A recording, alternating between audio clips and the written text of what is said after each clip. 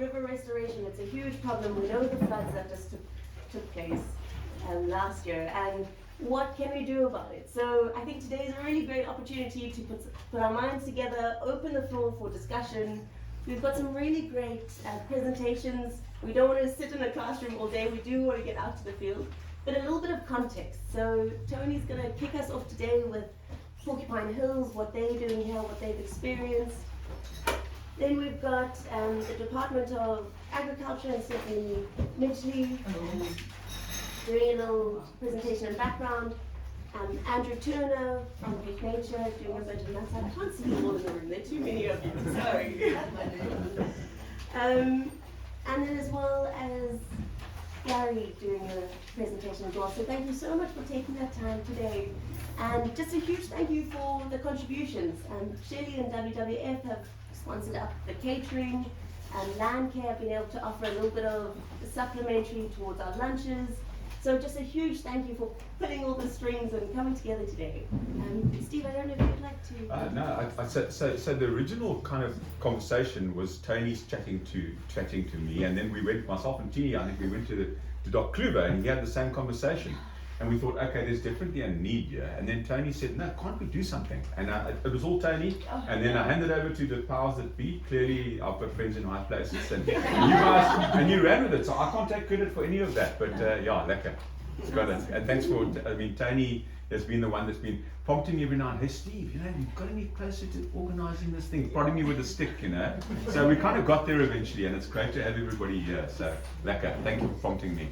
Sure. And thanks you guys. Thank you. So my few minutes are really just mostly to welcome you all here to Porcupine Hills, or as we prefer to know it as Diepklowe Private Nature Reserve, and to really share with friends and neighbors and our esteemed colleagues in the conservation arenas, to see if we can have a conversation to get your expert, brilliant advice on how we must go forward or can go forward with restoration work, with planning for risks in the future.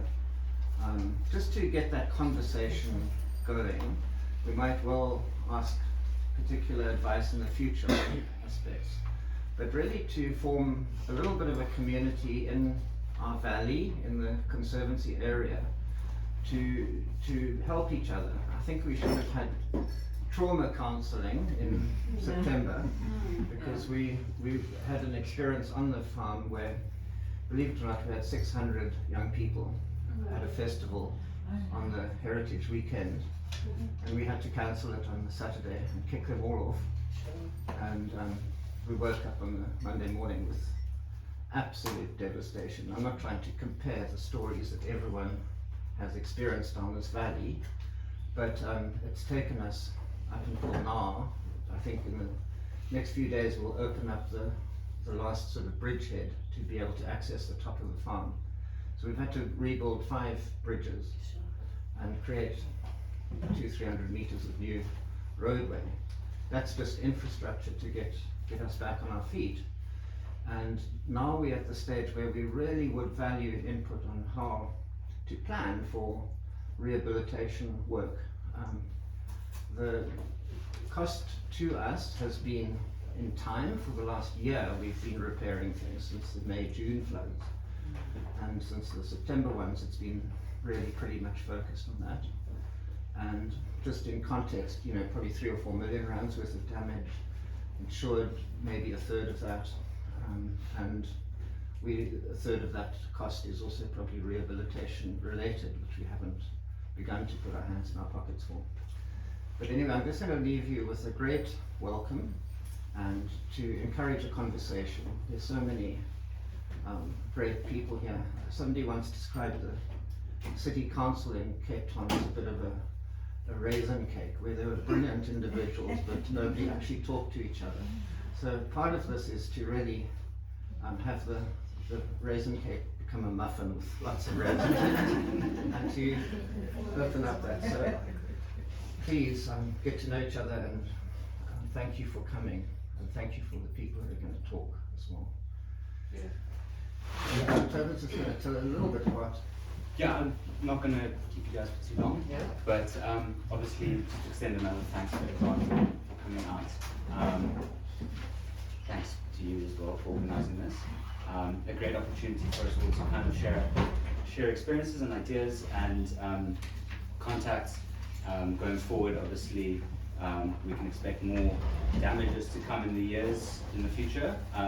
Definitely not an outlier event that's going to pass us by and not return. So to build resilience amongst each other in the community, I think is very important, and to be able to get to know people that can help each other out, whether it's locally within the valley and also greater communities. So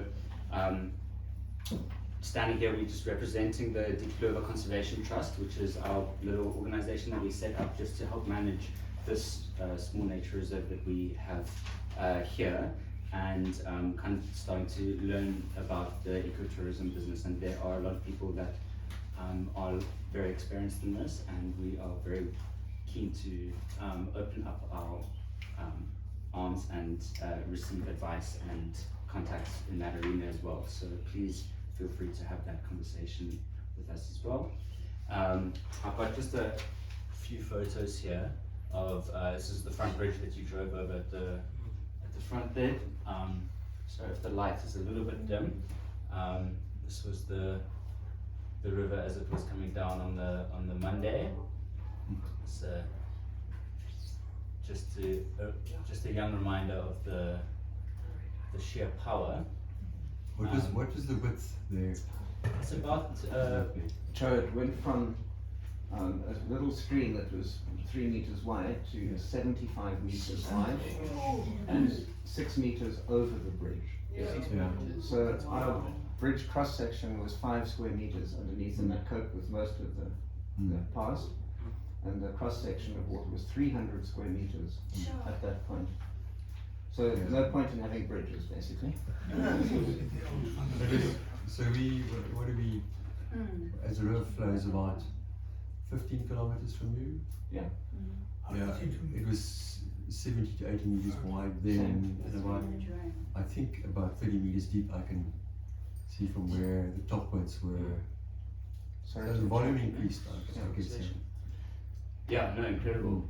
And so, I mean, certainly from our side, just so much larger than any other of the flooding events that we had seen. You know, we'd sort of prepared for a flooding situation which was at maybe 5% of the total of what this was. So it was so far beyond in terms of the capacity, the amount of water that came down. So it's interesting just to reflect on that and kind of how can you prepare for something that's on such a different scale, whether it's infrastructure or whether it's land rehabilitation or something like that. So it's a short video here just to try give an idea of some of the impacts of that flooding event. It's not long, but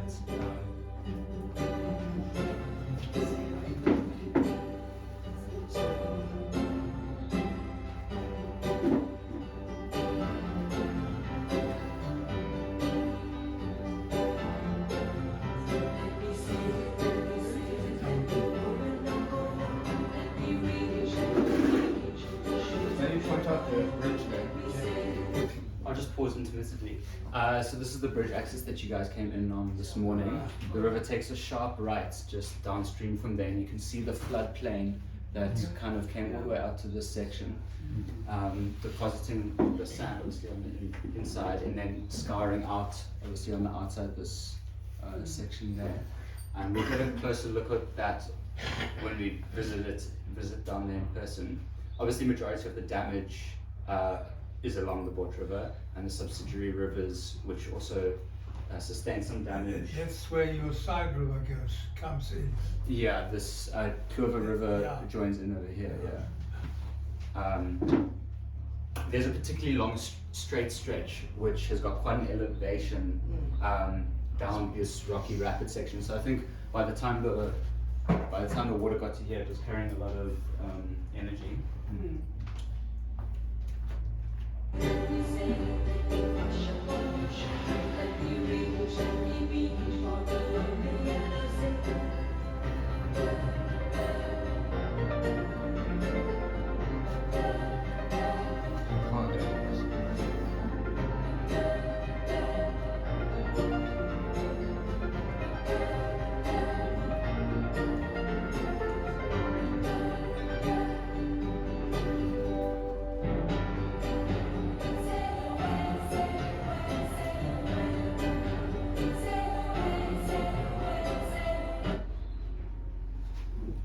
Yeah, so this is just downstream after that sharp corner.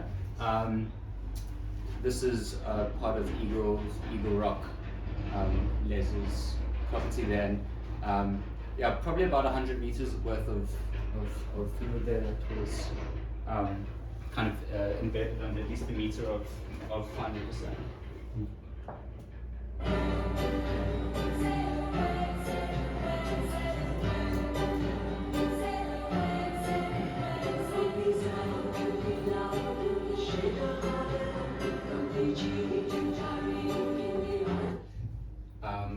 Sorry, it's quite dark, but this, you can have a look. It's basically just outside here in the river, another sharp corner where it's eroded a large amount. Huge volumes.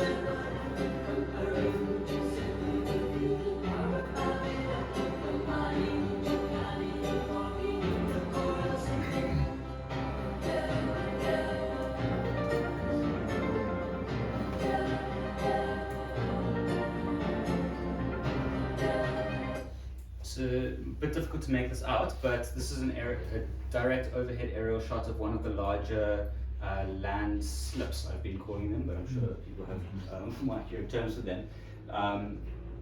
Obviously, this is a phenomenon that's been happening all over the Berg, and we're going to hear about it in more detail later. And yeah, very, very keen and interested to hear about how we could potentially move forward with trying to reseed those or rehabilitate them, where just sort of the whole topsoil is shifted off. There are about between 20 and 30 of them on our property. That's the largest one.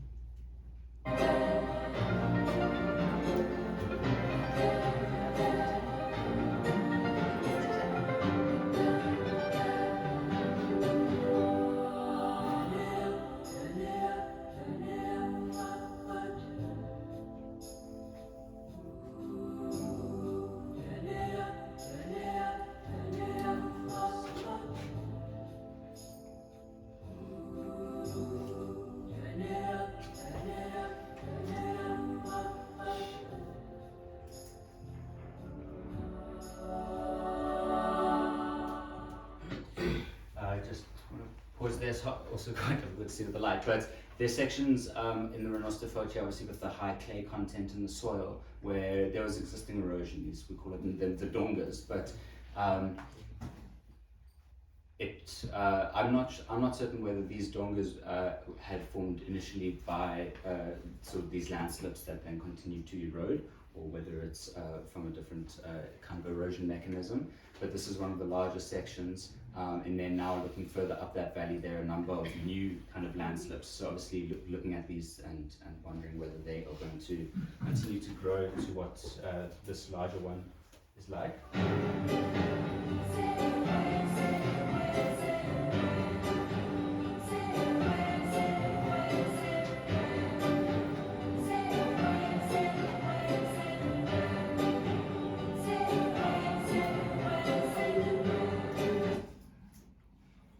Yeah, so I don't have too much more. I just want to hand over and learn about what we can. John Blaine, I'm a geologist from the Mars. Maybe just a little bit of definition on landslips and landslides. Please. A landslip occurs when you have saturation of the surface profile and it mechanically disconnects. And that's what I've noticed in a lot, particularly in the Himmel and Otter Valley. You get mostly an arcuate top, and you've got about a soil profile, and that soil profile slides over the rock below and creates whatever it does. A landslide is where you get mechanical dislocation of the bedrock to start to fall. And that can be tectonic, or usually it's tectonic. And as you see at Biggies Bay, the massive rock falls, those are landslides. Whether they're most often triggered by earthquakes, so they can happen anywhere around the place like that. So, but that's a steep gully erosion. That's part of a natural process of erosion, and it just means that a lot of water has come down, because some of them they start in the sharp point, and that will just be a natural river erosion. So if you have had degradation of the surface cover, you get more of that erosion, gives you the dongas. Yeah. So that helps. Yeah, that does. Give you some context of how that happens. I just want to add one thing. This is not anywhere a competition as to who got the most damage, and it's huge respect for all the landowners down the valley, the farmers, others who have lost equal amounts of damage. And so it's really now, how do we move forward from this? And how do we help each other? That's really the point. Thanks very much. Yeah, cool. So, Sarah, do you want to? No, fantastic. That was really good. Thank you so much, Tobin. Thank you, Tobin. Amazing work. And you're right on time. We still have 4 minutes. So I'm just keeping track. So if you are presenting, you can just look at me and I can let you know how much time is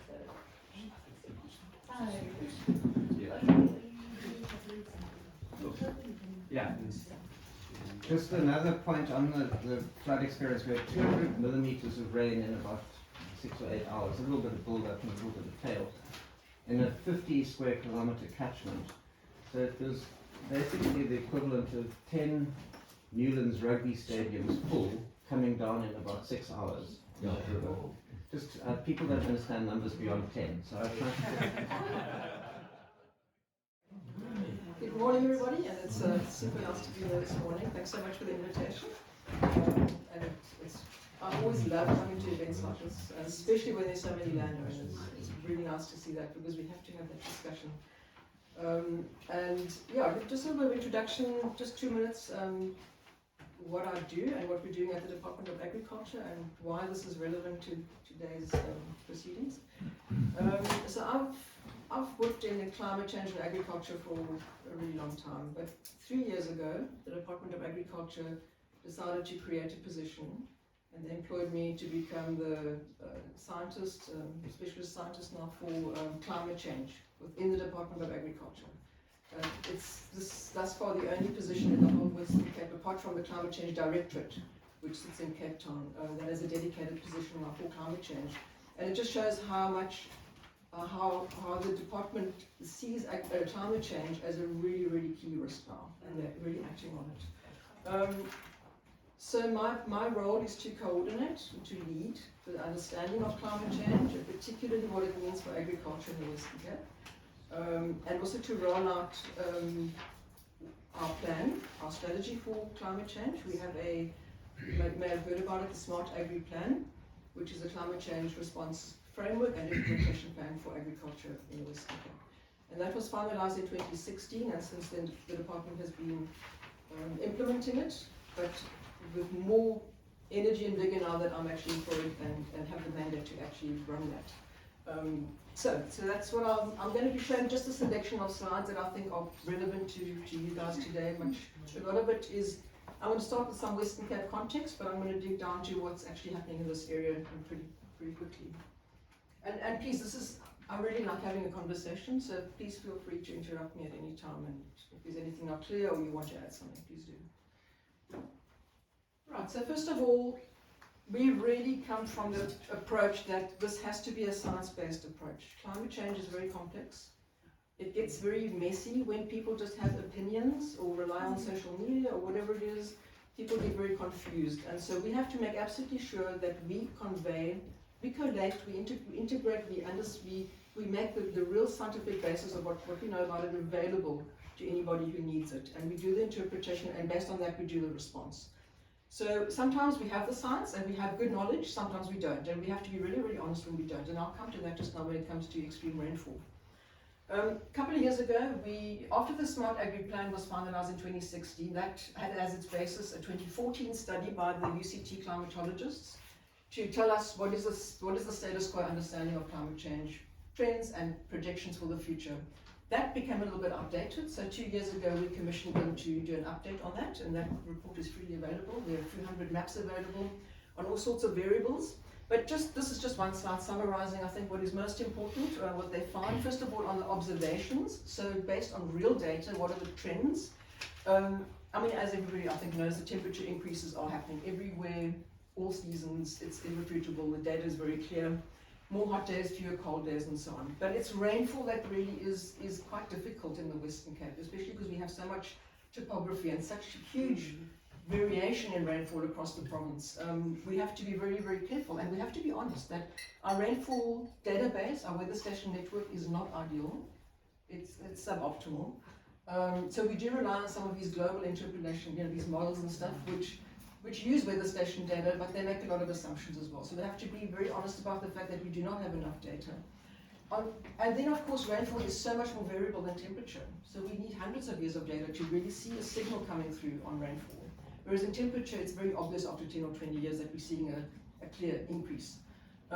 So with rainfall, we have to also be, in agriculture, not looking only at annual rainfall. That's where a lot of people make a mistake. They look at their farms or regions' annual rainfall and they say, oh, but I can't really see a pattern. It's all just variability and you draw a line through it and it's flat. But that's not actually giving us a lot of information. So what we asked the climatologists to do is to do it on a seasonal basis. So 3 months at a time, winter, spring, summer, autumn.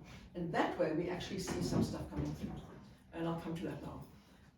So yeah, rainfall changes are much more complex. Also where there are mountains and the resolution of our models, of our real observational data is not great. That is where the complexity is coming in. And sometimes the climatologists have said, yes, what's going to happen in the mountains is going to be slightly different initially from what's happening on the plains. Yeah, and then we are seeing a climate change signal coming through in the frequency and duration of intensity of drought. And certainly the last drought we have, there was a study done on attribution of climate change. What is the probability of such a drought occurring? And they found that it was 3 times more likely because of climate change. It doesn't mean that such a drought hasn't occurred in the past, but it does mean that the probabilities are increasing. Okay, so first of all, the trends. I'm not going to go to temperature because I think today we're talking mainly about rainfall. This is seasonal rainfall, and it shows the spring, so September, October, November. That would be December, January, February. Sorry, I'm wrong. This is, sorry, autumn, March, April, May. Top right is June, July, August, winter. This is September, October, November, and that would be December, January, February. Okay, so autumn, winter, spring, summer. We're seeing a very clear signal coming through on decreasing, long-term decreasing rainfall across the province in autumn rainfall. And the reason for that is that the frontal systems that drive our winter, the start of our winter rainfall, are not hitting land as quick as much as they used to in the past, and that is a climate change effect. It's being pushed down, and not especially up these areas, not making landfall as quick. So the rainfalls are coming later in autumn, and that means that the total autumn rainfall is less. And it also, when it does rain, it seems to just be less, and the real rains are starting much later than they used to. So on these maps, red shows a strong reduction, blue would show an increase, but the hashes mean that statistically, the color shows the trend, but statistically we can't say anything about it at this point. But what I would like to point out is there's not that much going on except up the west coast in terms of drying. We're seeing a clear signal of drying up the west coast in almost all the seasons. But the interesting thing is that this is an interesting area. The climatologists can't really explain it yet, but the Gullis Plain and even going into the mountainous areas here, which would include this area, there's a blue trend, which means there seems to be some increasing rainfall there, a little bit in spring as well. So Nimble and Adler wine farmers are also starting to say that these late winter and spring rainfalls are becoming problematic. There's more rainfall events with little bits of rain coming all the time, and that seems to be a trend. And one of the possible reasons is that the Gullis current is warming. And this was actually published by UCT scientists. The warming of the current is causing increasing onshore wind, and that's bringing in moist ocean air, and that's causing more spring rainfall. So that's a possibility, but there's something different going on there. Okay, so that's rainfall. Now if we look at maximum one-day rainfall, so this is extremes. The extreme rainfall that can fall over 24 hours. What we're seeing here is, first of all, on the left-hand side, I'm showing you what the historical patterns are for maximum rainfall.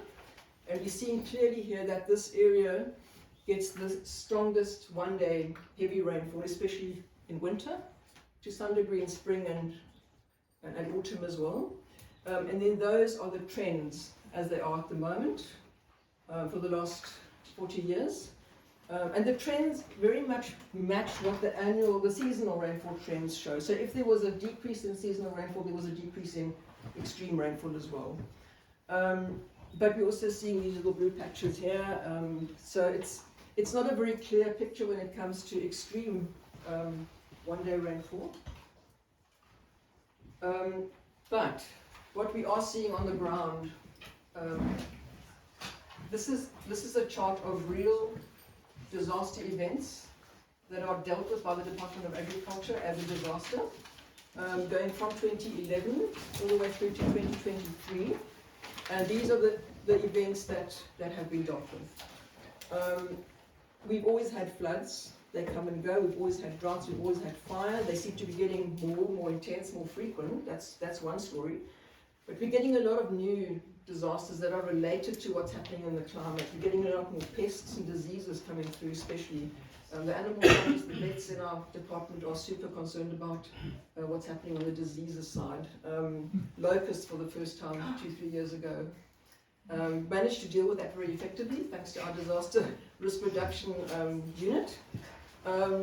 Doing a great job, but we are seeing an increase in the number of events that are being dealt with and the intensity. And this is putting a lot of strain on our disaster risk reduction team in the Department of Agriculture and also beyond the provincial disaster people.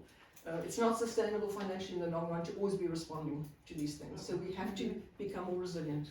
And so that team is now focusing as much on managing, dealing with disasters in the aftermath as they are in trying to reduce risks and increasing resilience. I think that's where this discussion today becomes really important. How do we do that? With climate change, we're seeing the probabilities, the risks, it's a threat multiplier. So we're seeing different ways in which climate change can cause climate extremes to become problematic. The first one, and I think that's what we saw mainly last year in the heavy rainfalls here in this area, is the intensity and magnitude. So the timing is similar, it's just much more intense. That one is the frequency. So where in the past you might have had 3 events over a certain time period, now you have 5. They come more frequently, but they're as intense as they were previously. Then you have duration. That would have been the duration historically, the blue area, but now it's starting a bit earlier and it's taking a bit longer, and it's just it's more days of the disaster happening. Then we have a seasonal shift, where in the past it might have happened at a certain time of the year. Now we're getting it happening earlier or later, and that can also cause problems. And then the shift in the speed of the onset. So instead of something building up, now it's happening really, really fast. And it's also a longer period. So these are the kind of things we need to look at. Right, one last slide from the study that was done by the climatologists at UCT, specifically around intense one-day rainfall. So these are all the models that they use to predict the future. And we have to say that these are models, these are scenarios, these are possibilities of what the future could look like, and every model has a different outcome. And what they do is they use a whole bunch of models and they see what is the range of what those models say. And unfortunately for intense rainfall, the models really don't agree. You'll see some models just show a huge decrease in intense rainfall across the province, especially those red areas there. Then you start seeing some blue, which means that you could have increases in intense rainfall events, but it's mainly in the summer rainfall areas. And what we're seeing is it's already happening there actually. The summer rainfall areas are getting more thunderstorm activity, more intense rainfall in the summer period. So quite a few of those models show that, but then we have a few models that show increasing intense rainfall down here as well. So what they're saying is largely not significant across the region, except for the interior northeastern zone, so that's already happening. Some models project significant increases in intensity of one-day rainfall. But then increases in extreme rainfall are anticipated generally under climate change, but do depend on the overall change in rainfall of a particular region. So if we're seeing overall more rain in that area, that means that there's probably also more extreme events. Regions experiencing a reduction in total rainfall may in some cases also experience increases in extreme rainfall. So because the Western Cape is drying overall in the longer term, doesn't mean that we're not going to have high rainfall events. And everything is just becoming more unstable on the extreme end. So it's not only drought, but also high rainfall. So, and then what they say is that the dynamical models, these models that are used by climatologists, they really don't capture these extreme events very well, especially the high rainfall events. And that is something that the whole world is grappling with. what we call the skill of the models is actually quite low. So that they aren't able to capture what's happening and also capture what's happening into the future. And so many climatologists and climate change people worldwide have been caught off guard by these extreme high rainfall events across the world that were not captured in the modeling that's been done. And it's actually caused a lot of consternation that we aren't able to predict those things. Stephanie, just to interrupt there, does the insurance industry have as much information as you have? Is there any feedback or conversation? We try to talk to them, but it's the insurance industry and the banks are impossible to talk to. We've tried really hard, we are trying again. In fact, we're having a climate change in Durban for the Western Cape for the private sector government, having a discussion with the private sector on the 8th of March, in 2 weeks. And we've got the insurance sector there, we've got the banks there. Are they not initiating their own They studies? do have data, they have their own internal analyses and data, but they don't share it. Yeah, so they are super concerned about all this stuff.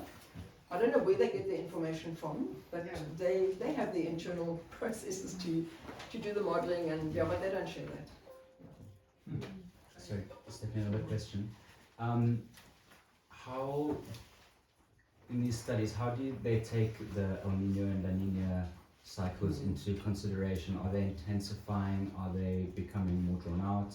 And how do they impact the overall sort of understanding of how this moves forward? So that is a real problem area, actually, especially for the Western Cape, because El Nino La Nina is not very well. It's not a good predictor of what happens in the Western Cape climate. It's not a good relationship. And they've done a lot of science has been done to try and find patterns between our rainfall, our extremes, and El Nino and La Nina. In the Western Cape, it doesn't really work well. It works very well in the summer rainfall area. But we've sometimes said El Nino is drought in the summer rainfall, it's wet here, and then the other way around for La Nina, but it actually isn't always like that. Okay, So we have the stronger drivers are the Southern Ocean climatic processes, and not so much the ENSO. That doesn't mean that the ENSO doesn't play a role. But it's something, it's very hard. The modelling around ENSO is still quite weak, actually, for connecting it to climate change. And there are attempts to improve on that now. So you would say more dramatically affected by things like the warming of the Agalis or the Southern retroflexion of the Agalis? Or the Southern Ocean systems, the Southern Ocean, what is it, modular something like that? So, yeah, there's 2 or 3 other processes that are stronger drivers of the climate we get in the Western Cape. But at the moment, there's no real indication of the ENSOs getting stronger, more frequent, or anything like that. It's just, okay, so now let's come to the. You must tell me how much time I have. Oh, okay. I'm literally just going to say, I'm going to now get to the real local stuff here and the problem we have, because, I mean, you all know that our records were broken sometimes twice what they used to be by some of that rainfall last year we had. And, yeah, how do we deal with that? Right, so this is actually my last slide, and I want to spend a little bit of time on each of these things. Stephanie, I was giving a bit of time for questions and stuff. Okay, that's great. So now, when we get to this area, and whatever we do, we can't just go on, he said that, she said this is my experience, we have to go with the science. We have amazing data sets in this country from a legacy of data set going back a long time, Cape Nature, many different places.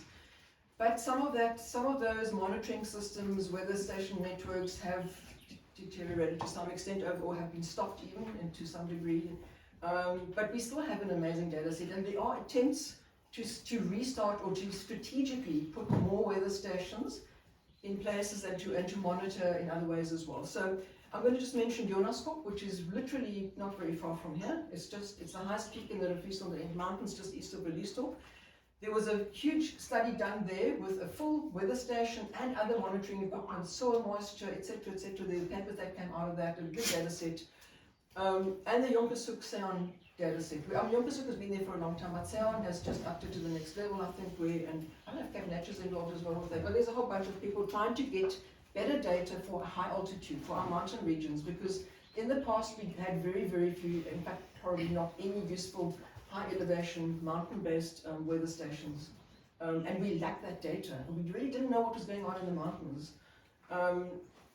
What has come, and then there's the Saskal network, which I think there are 2 stations. There's one in the Kloof and there's one in the Winterhoek, which are also relevant to high mount, high elevation. They're also being maintained by Stellenbosch University now, School for Climate Studies. So various people are trying their best to try and fill in those gaps. And what's really interesting, what's coming out, is that we think we're a core winter rainfall area. We think that how the rain falls seasonally in the plains, in Cape Town or Stellenbosch or wherever, Caledon, is the same on the mountains, but it's not. So what the data is now showing, and we only have about 10-15 years of data now that we can come to this conclusion, is that the high mountain areas are actually rainfall throughout the year. There isn't really a seasonal rainfall up in the mountains. There's constant orographic, there's clouds coming in, and a lot of it is additional summer rainfall, off-season, not cool winter rainfall. And it causes moisture inputs into those areas almost constantly, every month of the year. That's really important to note. So those areas are wet.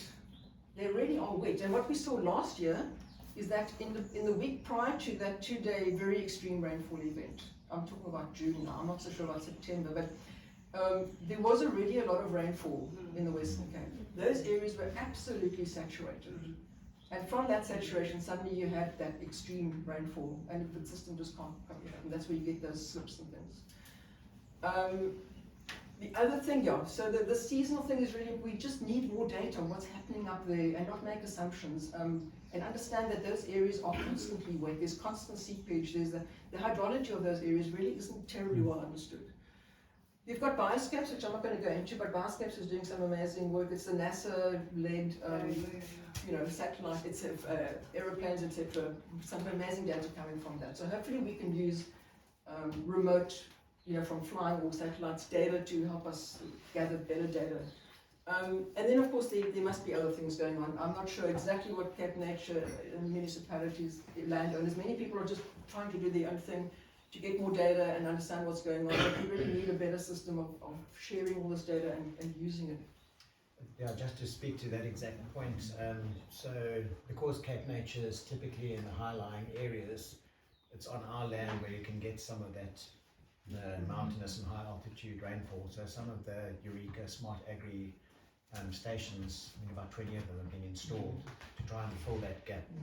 And so we're very happy to host weather stations that can inform us about what's happening now, and also so that data can fit into the models for the future. A lot of people are interested, also in the private sector. There's so much interest in putting up more weather stations now, because the return on investment of weather data is just becoming so clear. And I think what we've identified as well through talking to a lot of farmers across the whole province is that one of the main things that comes up their needs is better weather data, and they want to put up weather stations on their farms. So this is something we really need to work on. Then I'm not an expert on stream flow monitoring and the system of wears, gauges and so on. I'm not going to speak to that, but that is also a really, really important data set. I don't know to what extent the existing network is still, how much of it is still giving good data. But bringing these things together with the next generation of hydrological modeling. And there's some really good modelers now that are starting to work on this. I was going to ask this later, but I think to give context to this, you talk about risk and resilience. The question I need to ask is, this last event, is it a 1 in 100 year event? Is it a 1 in 1,000 year event? And therefore, what is the potential risk that you need to be dealing with today in order to achieve the level of resilience you want? Are we just fixing damage? Or fixing nature doing its thing? Or are we looking forward to other potential risks that are coming forward? And I think it's really important to see that in this context. So I think the thinking was that it's probably a 1 in hundreds of years, not thousands event. It's not completely, we know that from previous old records from the Cape, these kinds of things have happened. What we are seeing is that we had 2 100-year events within 3 months last year. And that is, I think, where climate change starts coming in. It's not impossible, naturally, to have that. There's always a statistical probability, but it's very likely that climate change is starting to influence that. And the one, I'm just talking now about the 1 in 50-year flood lines, for example, just as something that is used in practice by planners and by engineers and everybody. the 1 in 50 and 1 in 100-year flood lines are basically useless now, they're out the window, because things have already changed to the point where we need to update those really, really urgently. I actually gave a talk to the managers of the Department of Infrastructure in the Western Cape, just in January. And one of the first things they asked was, we go on the 1 in 50-year flood lines when we make decisions. Is that a problem? And yes, of course it's a problem. We really, really need to update those. And it's not just the river systems, it's also the coastal areas.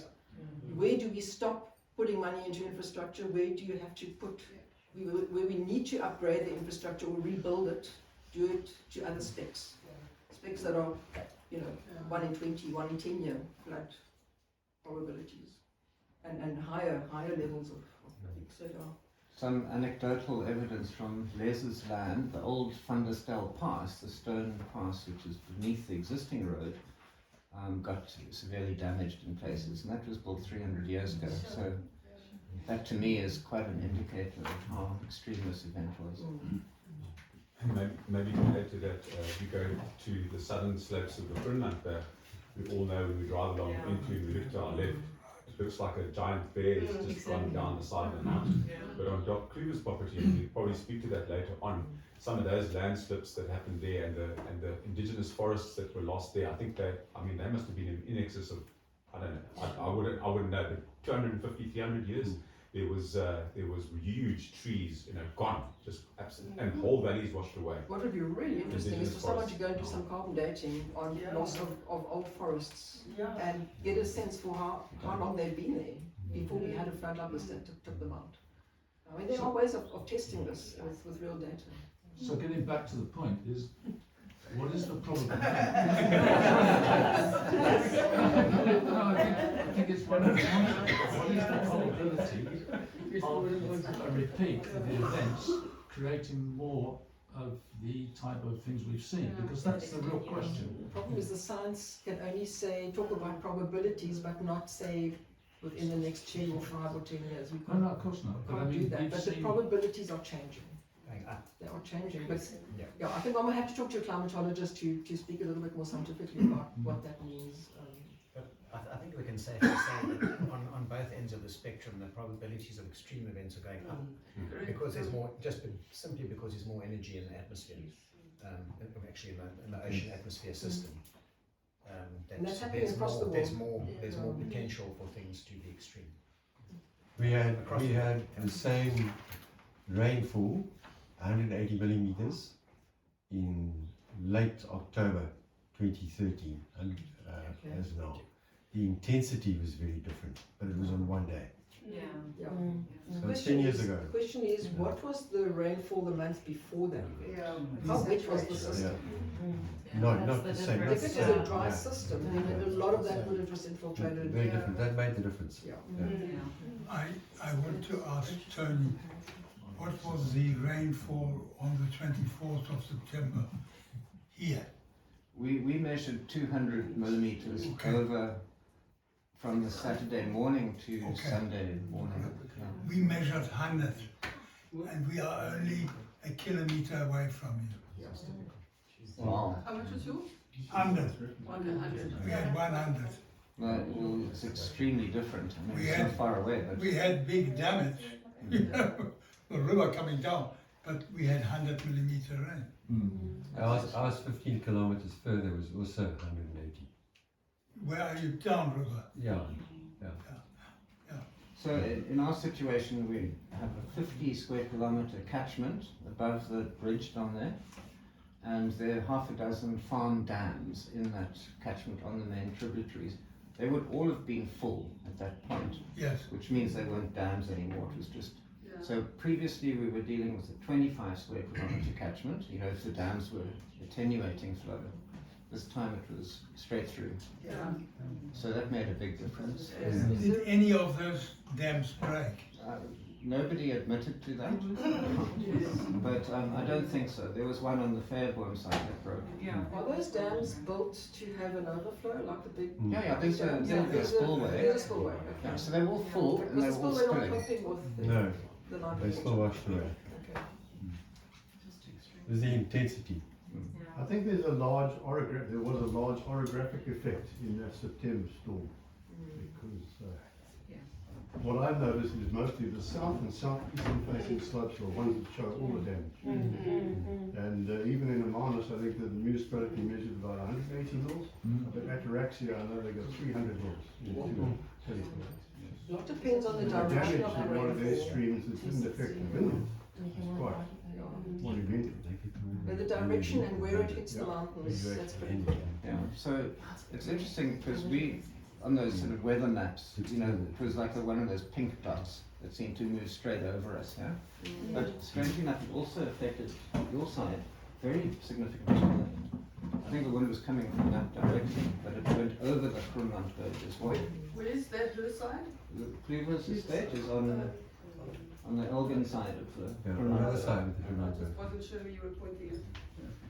Sorry, So, one of the more extreme things is the incidence of cut-off flows, and they create these cells where you get these like intense rainfall events, and precisely where they are will determine how much you get.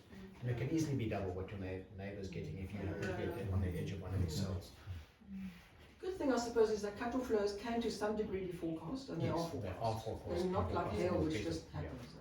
You can't, It's all very well to forecast it, but it's still coming, and then you need to be prepared. And I think that's what the gentleman's question is: how do you prepare for the stuff, knowing it's coming and it's extremely intense? Yeah, so I think I just want to jump in on that one, because the question is that we don't know if the extreme events are going to come, but they will most likely come. But we can have a major impact on how healthy our river systems are. The healthier river systems are more robust. So it's one can choose where you focus. You can focus on the unknowns or on the knowns. And generally the river systems are trashed in South Africa. And that's a very nice word to use. It's actually much worse than that. You want to say, okay, what makes it healthier and what makes it sicker? If you use that term. And then focus on that, say, okay, where can we have influence? We can't change the climate change, the level of these things. But we can change the level of the that's going to be the topic for the rest of the day, so I'm going to go into that. But that's really what I'm trying to capture in the last few points about ecological infrastructure. And the fact that it's starting to become obvious that where there are efforts made to restore ecological infrastructure, it does provide resilience. But we need better evidence for that. And we really need some better accounting of what we're doing, what we think we're doing correctly, or we know we're doing correctly, because when something happens, certain areas that have been dealt with or been managed properly or have less damage than other areas. But it's all very well for us in land care and everybody, we know, you kind of see it on the ground and you hear it's like, but we need evidence for that.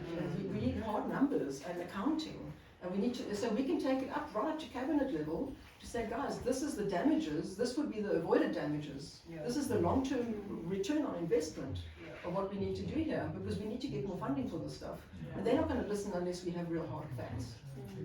So that's the point I want to make. The other big thing, new thing that's coming out, which is another bit of evidence that we can take to policymakers and people with the purse strings, is that the research at Johannesburg, they've now got flux towers up there.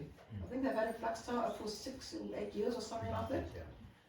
That data has just been analysed, and this isn't published yet, but it shows that, contrary to opinion, Fynbos is a massive carbon sink.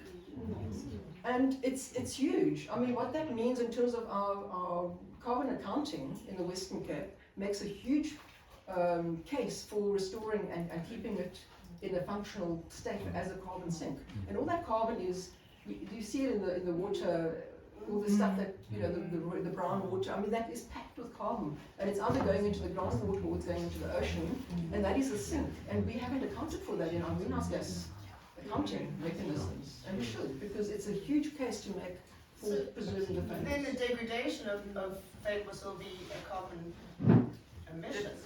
Yes, you can take it out and you put in fires, I mean, are natural. In fact, the data shows that even after a fire, it comes back very, very quickly, and the carbon sink aspect comes back very, very quickly. It's very resilient. But things like destroying it for a plantation, for example, that would actually make it lose its capacity. So afforestation of the Western Cape is a no-no.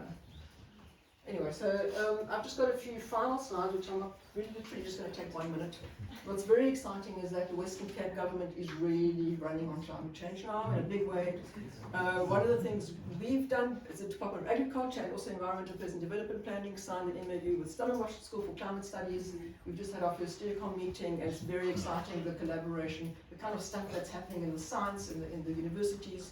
And we take that through to practice and to policy and to funding especially. There's some really good shared themes, nature-based solutions, invasive pests, hydrological changes, carbon removals, and others that they're already working on that we're going to collaborate on. Where's the money going to come from? We have an MOA with California. We went there last year. We had a few trips, but last year's trip was a technical trip to talk about how's this collaboration going to benefit the parties. There's enormous opportunities. California is super interested in how we deal with extreme events, especially fire. They want to learn from us on fire and all sorts of things that we have real expertise in, and they're struggling with groundwater. We can learn from them and so on. So there's some stuff happening there. And then in the bigger picture, okay, this is just California again. I'm not going to go into details. What's really exciting is that in December, Dr. Ilse Trautmann represented the Western Cape government. She signed what's called the MCAP on our behalf, the Mediterranean Climate Action Partnership. 14 Mediterranean subnational regions are the founding partners. You see the map here? All these dots, 2 there, 1 there, lots in North Africa, lots in the Mediterranean, and 2 in Australia. And this is really gaining momentum. There's a lot of money starting to come in. There's going to be calls for proposals for projects, and it's not just research, it's going to be action. It's going to be real action. I mean, these are governments. These are not necessarily, it's not a research thing. But a lot of money is going to become available, and we're really looking forward. The first meeting of the partners is going to be after the COP signing. It's going to be in Barcelona this year in June, and Ilse will be there, and Karen Schipper from Diepklowe will also happen to go. So we're really hoping to tap into this, to find bilateral and bigger groups of collaborators across the world that have exactly the same issues as us, because this is a Mediterranean climate issue that we're dealing with. So that's the last slide, and we're very excited to tell people about it, because it looks like it's going to be a good one in terms of real progress. Yeah. Okay. I was going to ask you a question on how do you put time, but I'm so interested in terms of the funding. Sorry, just in terms of the funding, is it coming through, of course, climate change funding the projects, is there quite a strong link with biodiversity coming through? Yes, absolutely. So It's a holistic, it's an integrated approach, and all the partners want that. So the partnership is not just about agriculture. Yeah. A lot of the partners are actually more in the biodiversity conservation space, or water, or it's a mix. It's a mix, and so it's definitely going to be an integrated disaster risk reduction and all of those things. Yeah, it's landscape based. Yeah, it's focusing mainly on drought, wildfire, and extreme heat. So the decision was we can't cover everything, but I'm pretty sure there will be, when we get to these kind of bilateral partnerships developing with other regions, there will be something around floods, I would expect. It's a lot about sharing, about joint projects, exchange of us going there and then coming here. And we're going to start with what are our strengths, what is every region's strengths, what do we do well? We do biodiversity well, we do land clearing well, whatever it is. And we will put that out there, and other people put out what they do well, and then we try and find partners that we can help each other. Okay. Thanks.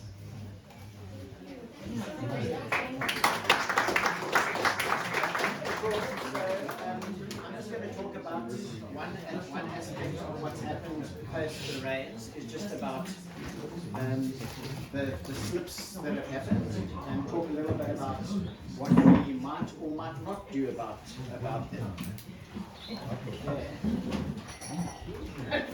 So, as already mentioned, you've been primed that erosion and even this kind of extreme sort of intense erosion is a natural process. It's hard for us to think about it in the sort of timescales that we live, but soil is constantly being created and destroyed because some of it gets turned to rock. So we mentioned earlier that the mountains behind us here, or Table Mountain sandstone, that all comes from sand that was accumulated long ago at the bottom of the seabed and got forced into the form of sandstone, and has subsequently been exposed as the planet has changed and evolved over time. So erosion, weathering, sedimentation, rock formation are constant ongoing things. So just bear that in mind. And also mention any kind of soil, depending on the bedrock from which it was created and what's happened to it over its history, has a particular structural strength. If you think about sort of pouring a little pile out of salt or sugar on a table, if it's relatively flat, it'll stay still, but as soon as you try and keep it up, you have this falling away, and it's the same with soil. If you tilt that soil to an angle that it can't survive with its own internal structural strength, it'll fall away. And if you add water to that, that changes the structural strength, and at some point the angle at which it resides will be more than it can actually hold up, and that soil will fall away, exposing the bedrock underneath, and that's what we see as slips. So these things can happen really, really quickly, and we're talking about, hours in which soil can go from sitting quite happily there to just falling away. And this is particularly when you have these intense rainfall events like we had not once last year, but 2, and in some cases even 3 times in 1 year. 2023 was really an unusual year. Yeah. And that came on the back of 3 really, really dry years, ending in about 2017, that 2015, 2016, 2017 drought. So as Stephanie was explaining earlier, you're going to get the short end, both ends of the stick are going to be short ends for us, and so we need to bear that in mind when we come to our responses, and particularly how we plan for the future. It can also, these things can be triggered by human activity as well. If you make a cutting or a road through a particular area that doesn't have the structural strength to support it, then you can actually induce slippage and erosion from the edges of the roads. That sometimes does happen, but generally not the case in these last few events. They were pretty much a natural, if unusual, occurrence. And a couple of things apart from the slope at which the soil resides and what it's actually made of, which gives it its stability, its structural strength. It also depends to what degree that's being disturbed by things like fire, by ploughing, and how often that happens and how severe it is. And some kinds of disturbance are more severe than others. But the other thing, and I think that's important for us to remember here on the local farms, is that it can be really site specific, not only because the rain events can be so patchy, but exactly how the soil lies on your particular farm and how that relates to where you're trying to do agriculture or ecotourism or whatever the case may be, means that what you do about it really requires that you go and look at that specific site. You can generalize a bit, but it's really better to have site-specific recommendations. And then in some cases, the change in the landscape may be permanent. So if one drainage line intersects with another, you can get river capture, and then you get a whole new channel forming, and once that's formed, there's positive feedback. The more it erodes, the deeper it gets, the more the water wants to go there, the more it erodes, and so on and so on. So you can get these permanent changes, but I think a lot of what we're going to see around here are not permanent changes, and they do have a potential to have a recovery trajectory into the future. And so what you have here is bits of Table Mountain sandstone sticking out at the tops of the mountains, but all of the lower slopes are completely covered in plain moss. Use your imagination. Okay, what you can see here, so this is 2008, 2 years later, after quite a heavy rainfall event. You can see that there are slip scars all over the landscape. Loads and loads of them, very similar to what we're looking at right now. It's a major operation. And that's what it looks like in 2017. All of those slips gone again. Completely closed up. Just go back. The next. That's back. That's Oh wow. When was that? 2006. So 2006. So by 2017, we were back to 2006 situation. So relatively quickly, 9 years. yeah, in under 9 years, all of those slips have actually recovered. So another feather in the cap of fynbos in its ability to reseed, revegetate, and cover up those slips. And once you've got the vegetation in again, that actually traps new soil falling from above, and it can actually fill up so that you get a new layer of topsoil. It takes a long time to build up the depth that you had previously, but if it has enough time, it will get there. And were the pioneer plants all fynbos, or were they invasive plants that came in? In that case, it was mostly fynbos. But that is a caveat, in that you do need to be aware that when you have this kind of disturbance, there is an opportunity for invasive aliens to come in. Can I just ask, are there no photographs between 2008 and 2017? Because, I mean, on our reserve, it's quicker than 9 years, and you have... That's why I say it's less than 9 years. I mean, even 3 years, 4 years later. So I just picked those because they were nice images without clouds and stuff. Okay. Do you see similar results in the renosterfelds? Yeah. Renosterfeld's a bit of a different thing, and can be quite a lot slower. Typically different soils. Renosterfeld's on clays, shale-derived soils, whereas fynbos is on both shale-derived soils plus the Table Mountain sandstone-derived soils and the granites as well. So yeah, renosterfeld might that you showed earlier. I think that's something we need to have a close look at. That probably is not going to recover so easily by itself. Might need a bit of active intervention there. I'm afraid. So yeah, I mean, even driving here this morning, we're looking at some of the slips around Franschhoek. Franschhoek was also one of those places where there was particularly heavy downpour, and some of those slips that were eroded down to bedrock already showing bits of green plants coming up, like months after the event. So these slips have a particular recovery trajectory over time, and the question you have as landowners is like when to intervene and what to do about it. And here are some of maybe the kind of trigger points you might think about. And right on cue, if you see invasive aliens starting to take advantage of the disturbance and popping up, and you want to jump in and take advantage you might have of actually being able to get in there. That's another thing, is that the slips might actually give you better access than if there were dense alien stands all around before. Then the other issue is when there's a breakdown in ecosystem function or so much damage to ecological infrastructure. So in particular cases, you might have cuts that start eating away at peat wetlands. And you know, if we're talking about carbon storage, there's almost nothing better than peat. And you really want that kind of, that bit of ecosystem structure that can absorb water, and hold carbon over a long time. So when you have head cuts starting to eat into peat layers, then that's a point of concern. You might want to do something about it. Then obviously from an agriculture and ecotourism perspective, if the erosion is starting to eat into your infrastructure, roads, trails and things, then you might also want to intervene and slow down or divert the flow of water. And then also the storage reservoirs, which agriculture is very dependent on.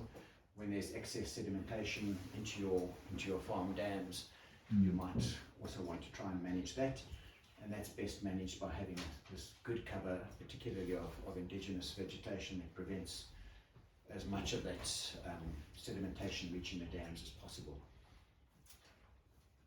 And then the other thing is, when recovery is too slow for threatened vegetation or species that are slow to bounce back, and I think that might be the case with that renosterfeld situation.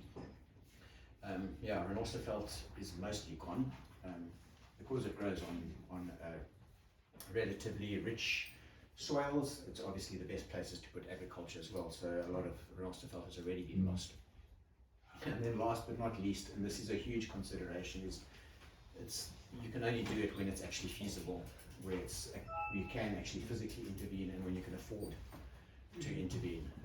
But if you had endless sums of money, it would be not an issue. You could go and fix everything at once. It wouldn't be a from, but that's not reality. So one has to make decisions about where one's going to intervene and where one's not going to intervene, particularly bearing in mind that some of these things might fix themselves over time. Andrew, just a question on our particular situation in the front. There's a massive floodplain on ours and Les's farm, which has a seed bank that's going to start showing itself.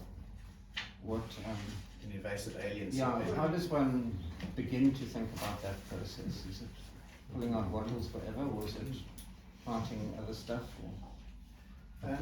It's a bit of both, and with wattles, I think one of the key things is biocontrol, to make sure that the agents that prevent the flowers turning into seed are there. But a warning is that dealing with wattles is a long-term thing.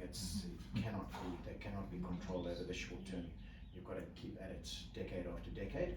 The good news is if you do it decade after decade, eventually after 30, 40 years, you start to get something. So, when I say a long term, quite a long term. There can be another storm. Yeah. So the key thing is to stop that seed bank lasting forever, and to just deal with the viable seed that's in the soil.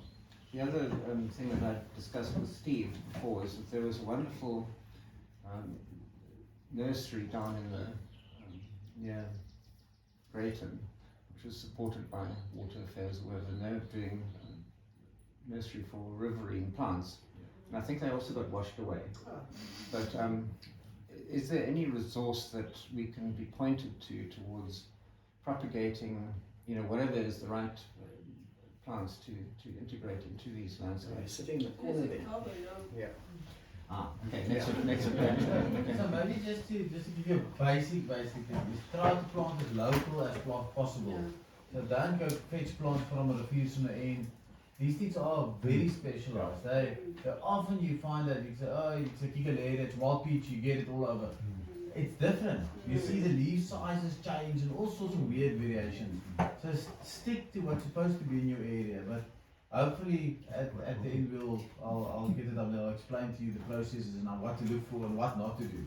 Okay. If you interfere in the wrong things, you're actually going to cause more trouble than you. Thank you. Okay, so a couple of the things, and this is, I hope, will be the case in many of the cases, is when you don't actually have to intervene. So when the slips are these narrow little gouges down the mountains, and there's a lot of vegetation, so the area to periphery ratio is small, so there's a lot of opportunity for seed to fall in from all sides. You can expect that those will heal back pretty quick. And of course, where the surrounding vegetation is healthy, flowering, producing seed. And then, as I was alluding to earlier, you can have a look at how these slips are responding. If you're seeing that they are starting to vegetate, if things are sprouting in them, then maybe one doesn't need to fret too much about those. So there will be opportunities where you can just close your eyes and be patient, and there'll be other places where you probably need to jump in.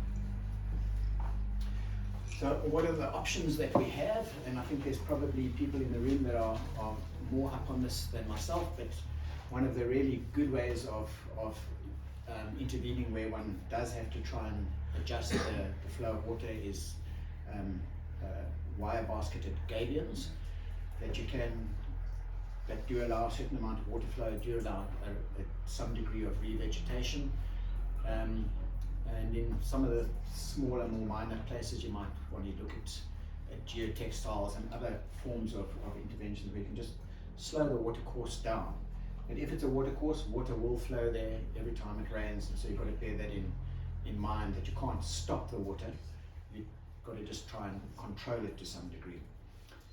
And then when you do want to get the revegetation speeded up, you might want to look at mulching and sowing seed. And again, this comes down to it's really, really site specific. You have to look at what the situation is there, what the swells are there, and what the plants are, as Johann mentioned, that should be growing there, that are adapted to growing there, that will survive, that won't need constant attention, that you'll have to go and water and fertilize to get them going. You want stuff to run by themselves.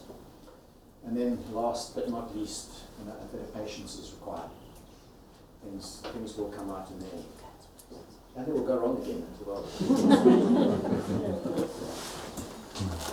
So there's just a couple of slides of one intervention. It's a hugely invaded black wattle and eucalyptus site where there's quite a bit of washing away, and they just cut down some of the local acacias and eucalypts and put in a couple of barriers just to slow it. The water will continue always flowing down here. You just want to give us a bit of an opportunity to revegetate.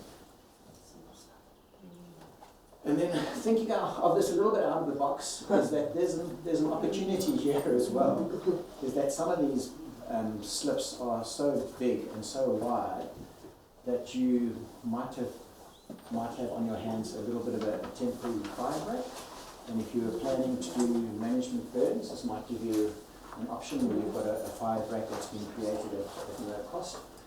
And you can sort of design your fire block management plan around these.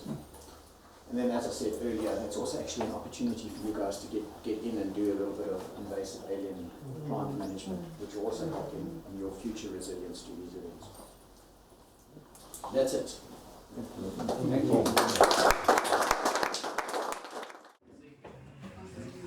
So I'm Gary Jones from Department of Agriculture.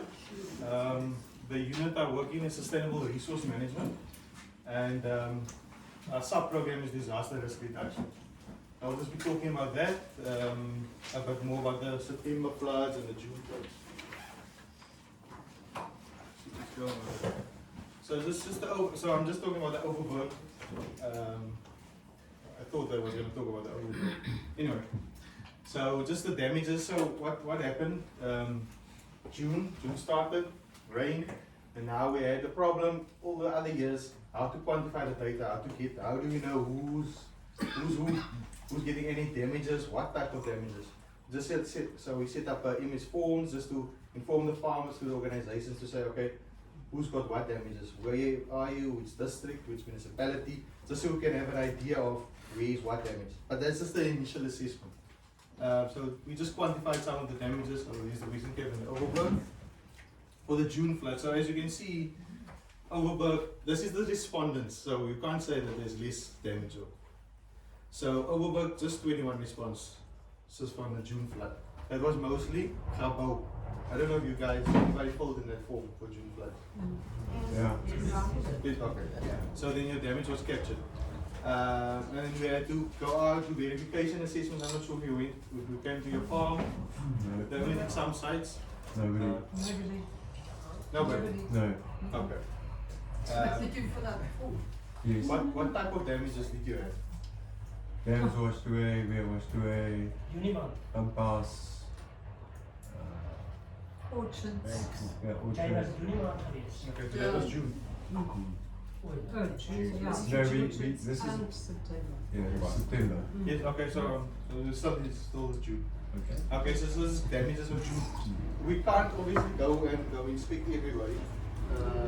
We try to, so we organize normally with the districts, have a bigger team. We come together with national to come out and go doing some inspections. Okay, and then so we capture all the data, we quantify the data, we apply for national for funding. June was declared a disaster. September was only classified as a disaster. So there's two categories. Just more information on what's September. You don't need to read all of the stuff unless you want to do it. So when we saw in June, okay, we had all the information, but we didn't know which exact farm you were at. So we know you were in Overberg, but we're in Overberg. You can say you an Osterkop, there's maybe five an Osterkops, I don't know, in the Overberg. So we couldn't identify you. Come September, we thought, okay, let's try a new system. So when you fold in September's form, we got a location for you. So each of these dots, that's not the whole updated one, but I can't show you all the information, but we have all the information. We captured your location with all your info. I'm just blurring out the farmers' names because obviously I can't tell you that. So here's the Overberg. No, it's in the Overberg. And then the quantifying of the results. Okay, so that's all of the Western Cape. Once again, that's just the respondents. We know some farmers doesn't want to fill it in, or they have specific reasons, or they didn't get the link. Maybe not to fill it in, because you don't have a water users association or something that we can talk to. You can see in the Overberg, 193 respondents, the most respondents. And we also asked you to group, are you commercial, subsistence, smallholder? Once again, something National is interested in. The numbers, these your losses, what type of losses. So you can see according to what was filled in, the mostly was riverbanks losses, 112 million. That's just in the Overberg. And then erosion on land, no, first crops, then land, and livestock. And once again, it was just as the other one showed where it is. These the records also Professor Midgley showed. That's the total response for the Western Cape. So once again, we don't have a full picture because we know it really doesn't fill it in. It's just the Overberg damages. So we can have a better map of where you are. And September, nobody came to visit you, you see. No. None of you. No. The bridges were washed away. No signal.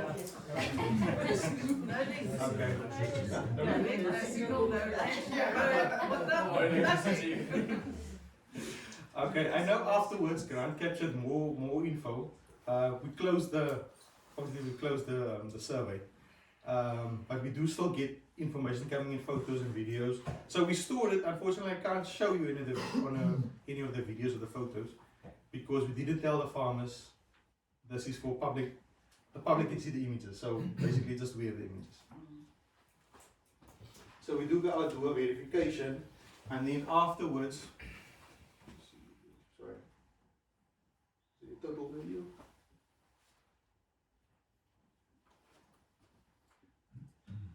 When they did the verification assessment, the value went up. So basically, Overberg 1.1 billion was the damages.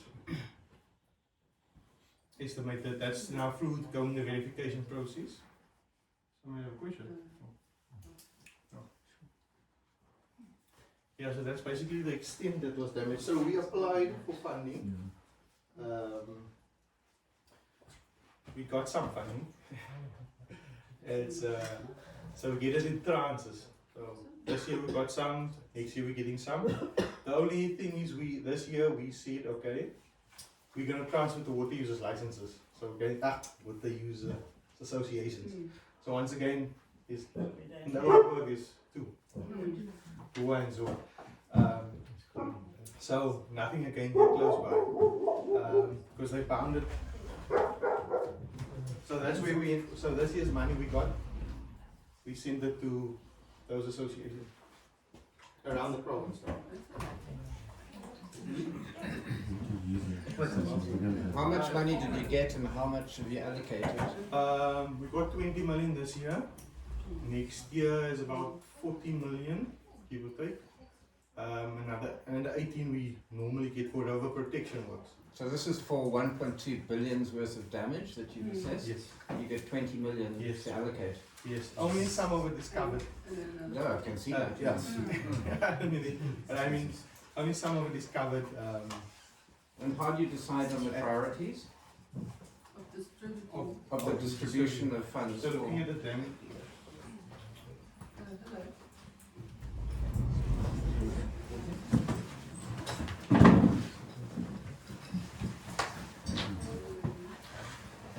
Okay, so we look at where the damages are, who got the most damages. We try to quantify it a bit, percentage based. So we have a whole, and then we have a look at it percentage based, who got the most damages. So most of it was transferred to, or going to be transferred to water users associations. But as I said earlier, there's no water association, so we have to do it through another measure to get it to the owners or whoever we can help. Sorry, if there's no water user associations, can't you use irrigation boards and other things that are in agricultural areas that we use? some or anything else that you can actually, because we do have Irrigation things to do with things to do with water here. Maybe not a water users thing, but irrigation boards. so we have irrigation boards here. We have irrigation boards. Yeah. But what's wrong with farmer associations? To just stay with Just asking. Yeah. I mean, everybody's on the farmer Conservancies. association. Yeah, or conservancies, I mean, water users is maybe for residential areas. I don't know. I mean, you've got to look at something else for the agricultural areas. Not to say we can't get it because we don't have that. I think this is what's really useful, having a bit of the brainstorm on, first of all, finding out how we get the information to all the landowners, what platforms are we needing to do to access, like the Western Cape government, can get those forms out to all of you and really understand the extent of damage definitely into the future. And then what are the platforms that we can use? The irrigation boards, the Water Users Association, the conservation measures that are in place. You know, there are many different platforms, and then how do we make sure that we are on those right platforms to let that funding come down? Yeah. So a bit of a brainstorm. I think we can open up and make sure that knowledge also goes back. But it's also a good opportunity to put in place those structures now, because it's evident that if you're not part of a structure that's organized like that, you're not going to receive the benefit that you might need. Yeah. So if there's no conservancy here, it's a great time to start one, or a water users association. But there are other organisations where you don't necessarily need a water use association. That's So why I say why not farmers association? there's a large conservancy, the Groenland Berg Conservancy, which covers both, and most of the farmers belong to it. There's also the Go FPA in the whole of the Oeverberg, which covers which will be the only organisation that really covers the whole of the Oeverberg.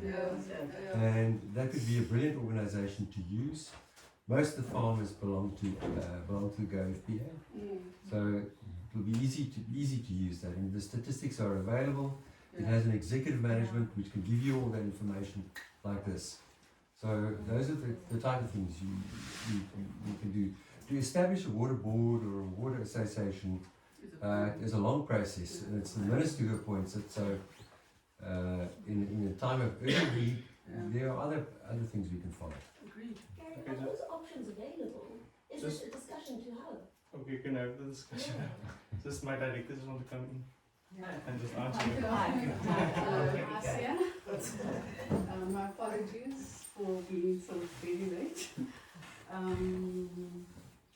So one of the things that I need to, just the terminology is that we don't transfer, we transfer money to water user association or irrigation boards, but they're not an implementing agent for us. They're not doing work on behalf of the department. So their mandate, which is a legislated mandate according to the National Water Act. So they Schedule 8 of the National Water Act, or 5, they're given mandates within that legislation. So in terms of the AG requirements, we as a department are not allowed, not just us as a department, government as a whole is not allowed to transfer its functions. So if you have a function, then you can't transfer that function to another entity. So we can't transfer the function that we're responsible for to somebody else. So we've had a massive long court battle with the AG, we as a department, with the AG, which we took on the AG around that technical accounting terminology. Because we had 4 annual reports that had not been finalized because the AG had not made a pronouncement on whether we have qualified or unqualified audit, because that was the area of contention. So we've basically taken them to court. We won the case to say that our interpretation is correct, and they took it on appeal, and we won the appeal as well. So we can't transfer a function that we're supposed to do. So we can't transfer the fact that we need to give advice. So we can't pay somebody and say, you go give the farmers advice. We can't do that. But what we can do is we can support a legislated institution to further the work that they mandated to do. And that is what we do. So therefore, Water User Association, and in the absence of Water User Association, irrigation boards, because that's according to the Act, they're still valid entities, we basically supporting them to further their existing work. So when you go to the, I'll give an example of the Lower Olifants River Canal. So they invest in the maintenance and the operation or preventative maintenance of that canal. But with their money that they collect in their reserves, they're only able to do 200 meters. And we're saying, okay, we as a department, there's, in terms of irrigation, there's about, 12,000 hectares. That sounds a bit too little, but there's lots of farmers. So it's a big irrigation area. So for us, if there's a break like there was in 2015, just to repair the canal break is going to cost the Water User Association 50 million. We then have farmers we have 12 towns without water that needs to have water then carriers, water trucks, those water trucks.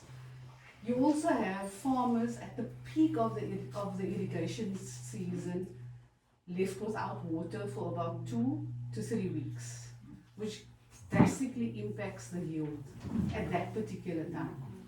Then you also have loss of jobs because you don't need those seasonal workers, it's only the permanent workers, and then you have an impact in terms of social impacts. So we can demonstrate and justify why we are supporting a entity like the Lower Olifants, the LORWA, why we're supporting LORWA with preventative maintenance. So they're already doing it, but we're saying, okay, we'll pay for an additional 200 meters. So with the Water User Association and Irrigation Board, they're already doing clearing in this case with the floods, they're already clearing sediment, but they don't have enough money to clear the kind of volume of sediment that needs to be cleared. So we're saying with our money, it's going to make sense that we invest in the clearing of sediment. I hope I'm on the right, we're talking about the right thing, the sediment clearing. So we're basically saying, okay, we'll do this because it has an impact on the availability of water and an impact on the quality of water. And it's for an entire, it's for the agricultural sector as a whole and down the value chain. So it is for a legislative entity. And we're not transferring, we're basically supporting the existing work that they mandated, legislated to do. And that's why we're able to work with only those institutions. So can I just go back to the GoFPA, Greater Riverbank Fire Protection Association. It's also a legislative body, and it also has executive management, and it can also remove, contact with people to remove aliens, to clear, for example, just the roads that are damaged at the moment because of the storm, so that firefighting can continue. So that's quite a big thing, and it affects all of us. Why can't your department then transfer or support those bodies in doing something like that? In that way, it could help us. There is also a lot of wood and disruption in the riverbeds, which these bodies, which the subcontractors can do, which would also help us to clear alien vegetation, etc. out of these things. Would that not be possible? Because that would help us. Let's look at the legislation, and we look in terms of what mandate. Okay. and how the entity is investing, what they're Yeah. investing, and how we can support Okay. what they're already investing. Okay, so I can use people to contact you, the head office in Bagaasdorp, and they know how to deal with these sort of things. Thank you. And also Okay. there are irrigation boards in Alden, Feyenoord, all over. There are irrigation boards that have been going for decades. So yeah. So Grant is a person that You're making notes. Grant is the person that you would contact, and I mean, you know, with the floods, Grant contacted all of you to get estimates of the kind of damage that we had, and that's how we made assessments, and based on that we were able to get some of the funding that we got. Except you couldn't give it to us because you couldn't use water boards. That's No, what you you don't said have. earlier. No, you don't have. So we. We as farmers got nothing. Say again? We as farmers got nothing. We've got irrigation boards which No, which you've you got won't use. irrigation boards, and we use irrigation boards. He just said we don't. No, This side we don't. No, I didn't say we didn't use irrigation. Okay. I said on that transfer we paid to water use associations. Okay. So I think this time, I think it's been a link that's been missed, and it's from to make the link. Yeah. So lovely, Grant works for land care, and lovely to make that connection so that it won't be a black Excuse hole in me, the future. can I just rectify? Grant works for the Department of Agriculture. Please, Grant's can very I busy, just- yeah? Can I please clarify that we are the Department of Agriculture. Yes. Land care is a sub-program within our department. Okay. That's right. So the support that you are getting is from the Department of Agriculture, Western Cape. And we are grateful. Yeah, absolutely. So please, I just want to make sure that everybody understands that. Can I just get back to the scale of resources that you have? Because if you've got 20 million chasing 1.2 billion's worth of damage that you've assessed, that's going to go very nowhere, basically. Is there more that you leverage that you have? Is there? Well, we're getting another 40 million in this financial. So the key is going to be who fights hardest for that money and persuades you to allocate it to them, or? So based on the, so Gabby, you continue, so. Provided clarity and. Yeah, thank you very much. So for that we got business plans. Just to tell what are they going to support with. So based on that, this is some information that was in the business plans. Basically, how are they going to fix? They're going to fix the river system by doing what? So they gave us a business plan to say what they're going to do. This is an example of stuff. Sorry, who is they? Yeah, I was saying. So the water use associations. This is the elephants or what? And irrigation boards. So, can I just come in? So, what we did is with the assessment is, the first thing we did is, you would know that a flood mobile app went out. So how many of you completed that flood mobile app? What is that? Because we all got a request from Grant to prepare, give input of damages. So I think that's what we did. Prior to that, on the day after the Monday, 26th of September. on the No. 20. For 2 weeks we had no. Okay. So we sent out a mobile app, and we asked people to even once you had connection, or when you get connection, complete the app. So that gives us an indication of what the damage on your property is. So we're able to map it. So when you tell us this is this is my property, and the pictures, upload pictures of the damage. So that's critical for us. We did, is that the Section 30A application? Because we all did that and loaded up and applied for Section 30A. So that's a bit different. So that is in terms of NEMA.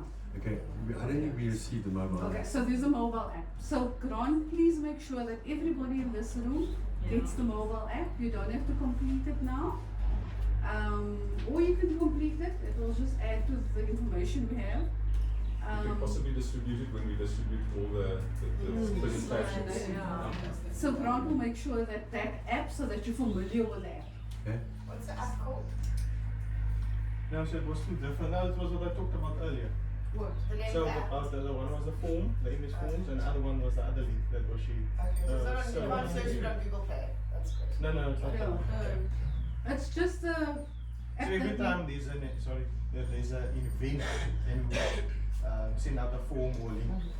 So it's not the same one you continuously fill in. So every time it will be a new one. And we haven't got the standardized. I'm just picking up on a slight issue with all these big floods when there's no, obviously the technology fails us a little bit because there isn't any, there's no Wi-Fi or internet or connectivity. So is there one document that one can then keep for the next time around that people will have that they will then be able to compute? I'm just wondering if that isn't perhaps a gap. If we're sending out a new one and we have the same issue, it probably won't get to the people. And it's also like to go to municipal managers, and municipal managers can distribute to their But they'll have the same problem. So the link to fill in that would be valid for a month or two. So it's not like it's not you don't fill in today, we cancel it or we close it. So it is for a long period, at least a month to 2 months. It will be open for you to still upload your damages. Why do these guys not know about it?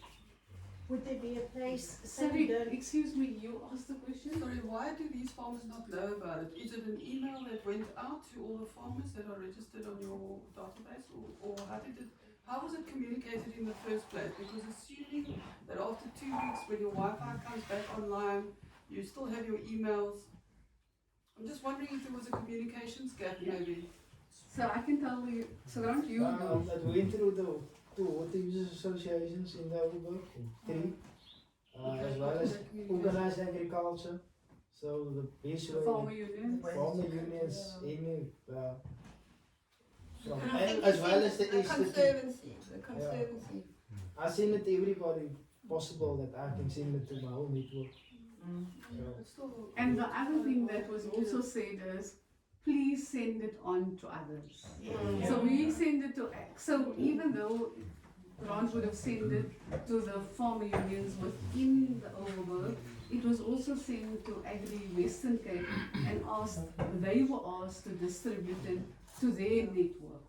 We send it to Winpro, we send it to Watercourse, so you should have somewhere or the other, you would have gotten it. No, we didn't. So maybe it should be the other way around, that when there is a disaster effect, the farmers here know that there is something that's going to go out requesting information so that you can build up an information database, obviously on your systems. How would a farmer that has somehow missed the communication, who would they contact in the Department of Agriculture to make that communication link and get access to your request for survey data? How would that work if it was the other way around? Let's just say nothing gets through. You're isolated, you're cut off for 5 weeks, all your rivers and bridges are gone. But I think there was a cut-off time, Gary, with the app.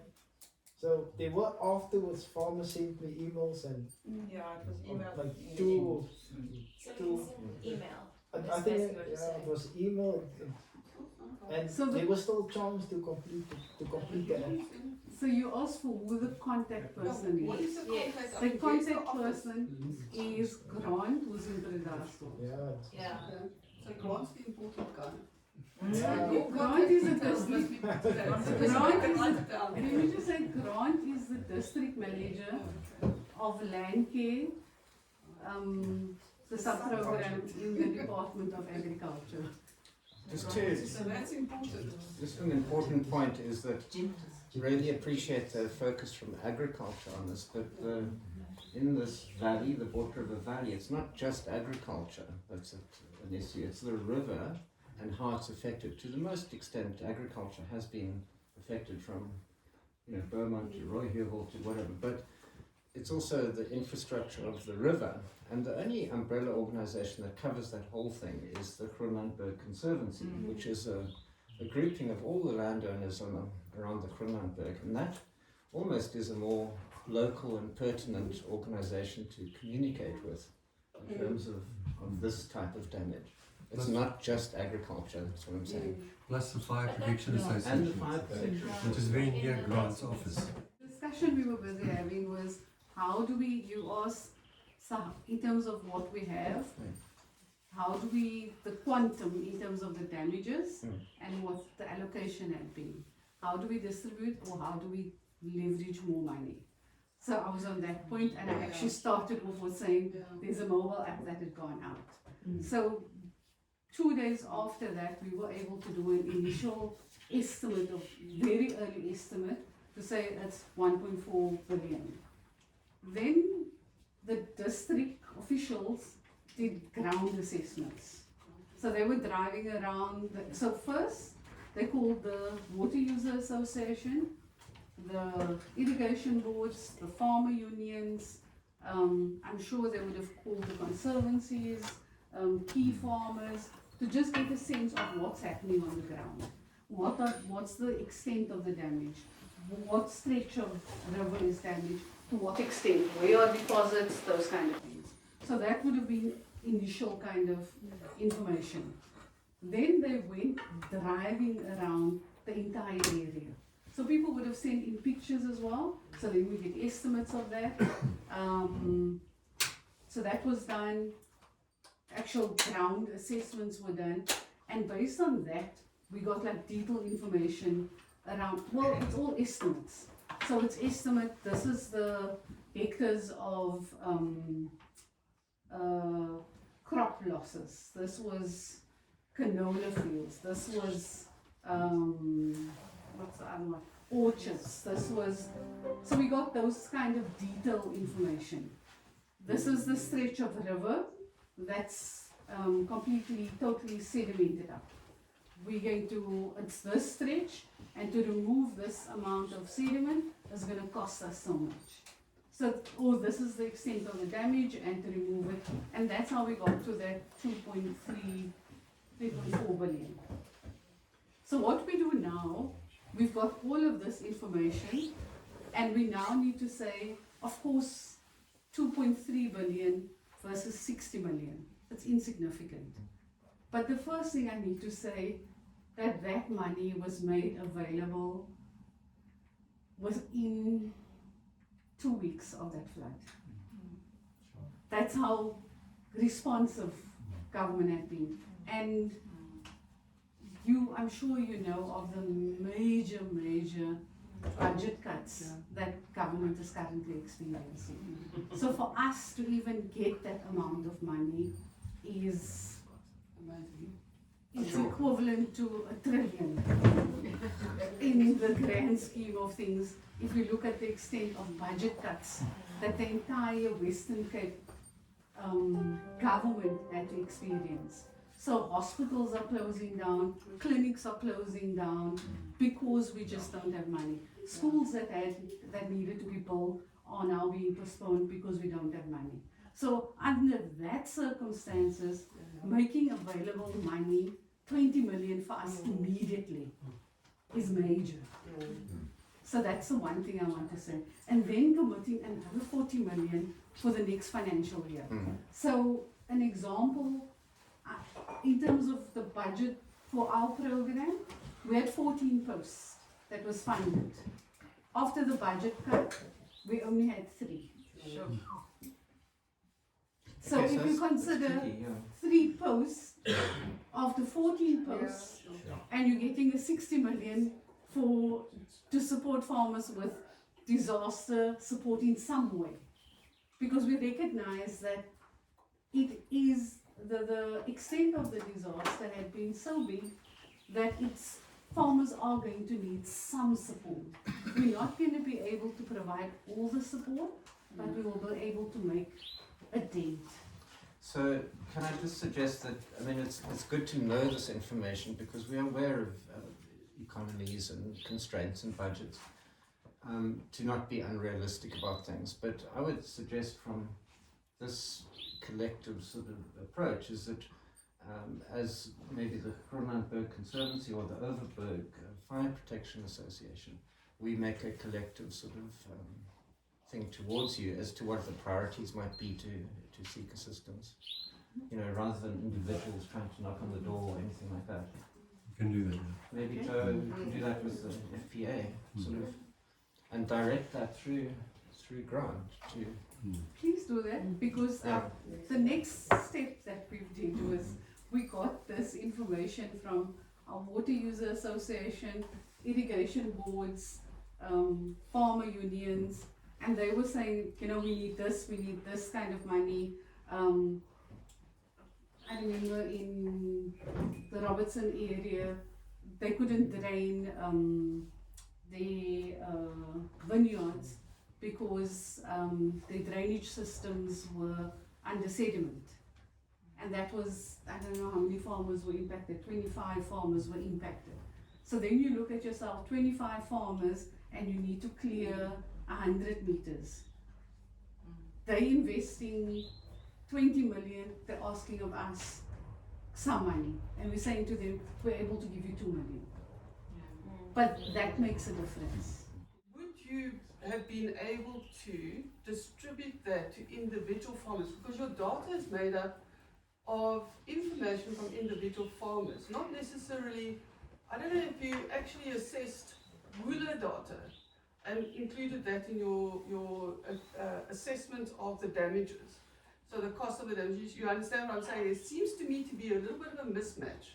You got information from farmers who would have given you information about their personal damages, but you're sitting with a situation where you can access some disaster management money, but you have to act within your mandate. Your mandate will never be to supply a farmer with money. So you are not an insurer. No. So you will never be able to funnel money to an individual farmer to fix whatever was damaged, surely.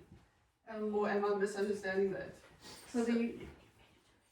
Yeah. So I just want to understand what the alignment is in terms of your data collection and the distribution of disaster funding, government disaster funding, which from your first comment seems to be restricted to carrying out and supporting government mandate, which will never be the same as a private landowner and farmer's mandate, which is personal economic gain. Anyway, so my question. That's okay. We're just gonna stop Let's get this moving. pulling this in, but Stephanie, one last year. Very, very quick, and I don't know enough about it, but maybe you do. But the president in his SONA made the announcement that they're establishing a new South African climate change fund, which will be a disaster fund. So hopefully in the future there will be a lot more money available. So can I just say that with floods, because it rains, so with floods, you're right, government is not the insurer. You should be insuring lots of your things. So there's a certain, according to the disaster framework, there's certain infrastructure that we can support individual farms with. So fencing is one of it. I'm not sure to what extent irrigation equipment. Some irrigation equipment, that's what we are able to support. It's very limited. So what we are able to do and that we have done so I want to distinguish the two disasters. So I'm going to come to examples where we've supported individual farmers. With the flood, because the area is not individual farmer base, because in most cases the sediment didn't impact the farmers upstream, it impacted the farmers downstream. So you're dealing with an ecosystem. And you can't say to the individual farmer, okay, we draw a line on this boundary, we're going to remove the sediment. You actually need to manage the entire ecosystem. And that's what we're doing with the floods. So with the floods, we're basically saying, where do we prioritize the money? So the first thing now is access to water. You can't have irrigation if you don't have water. Then it's water quality. We're going into winter. Where is this water going to flow? Are we mitigating potential disasters? So sediment removal is the first thing, but it's not the only thing. At the same time, we've got another allocation that has also been a massive allocation that we've received. So we've received 20 million, or was it 40 million for river protection? 20. So we've received 20 million in the new financial year for just putting up river protection structures. So in the areas that's highly at risk, we're putting up river protection systems. With the budget cuts, we were cut with our 18.5 million last year. Treasury has acknowledged that this preventative work is critical because we've demonstrated where we have these structures in place, we didn't have any damages. Like in areas we didn't have damages. So the river protection structures is important. So you're asking about leveraging. So yes, we've got a 60 million. Then we've got an additional almost 40 million. So that's 100 million. And then we've got another 40 million for alien clearing, which also has a high impact in terms of causing those irrigations. So that's 140 million. For the Western Cape. Just for the Western Cape. That has been made Not just available. for the Overberg. Through the Department of Agriculture. So the reality is we're using lots of mechanisms to leverage other kind of money. Fantastic. So yes, it's a 60 million that was made available, and it sounds insignificant, but there's many other stuff that we are putting in place, and the structures is one of it. May I ask you, like the river protection systems, how do we access that or notify you? Because that would, for example, apply to the whole of the Bot River. Who do we talk to? Grant. So I come from the Cape Flats. Yeah. In the Cape Flats, when I used to go to the movies, and I was allowed to go as a 7-year-old to the movies alone. Thank you. The bioscope. Yes. And there was always a Western, and there was a Rooker. That's what we used to call the main owl. Die Rooker in die stuk. Yes, die Rooker in die stuk. So Grant is the Rooker in the stuk. And a stuk is a movie. A stuk is a movie. So Grant is the Rooker in your movie. Can Grant not just stay here with us? Just a quick question. How do you re-envisage, just speaking to some other people, like the M2, that was quite a significant damage that was caused by it affects all of us, because our business is in Caledon, and it affects a lot of businesses, other from Cape Town traveling, whatever. So I'm going to say we envisage that if there's another flood or just rain coming down from winter, that bridge is actually in danger because those embankments around the road, it's not affecting one personally, but it's affecting that road, and that affects everybody. So how do we notify somebody that we are seeing some potential problem? It hasn't happened yet, but the option that it's going to happen is quite evident. He's not in the area every time, so do we just send him an email and say, listen, send out your scouts, just have a look at the embankment around the M2 that they've fixed? Because if there's another big storm, that road's going to be gone again. So I didn't get your name? Joe. Joe. Joe, please tell Petra who's the Rooker in this. I'll do more than that. There was a meeting last week at Arkanjeli. Yes. And you also suggested then apparently to the people who were present with your department members that we should create a water users association. It takes too long. We have other bodies that can do that. But that's the reason I asked you, how can we notify? And Grant and I are going to have quite a few conversations.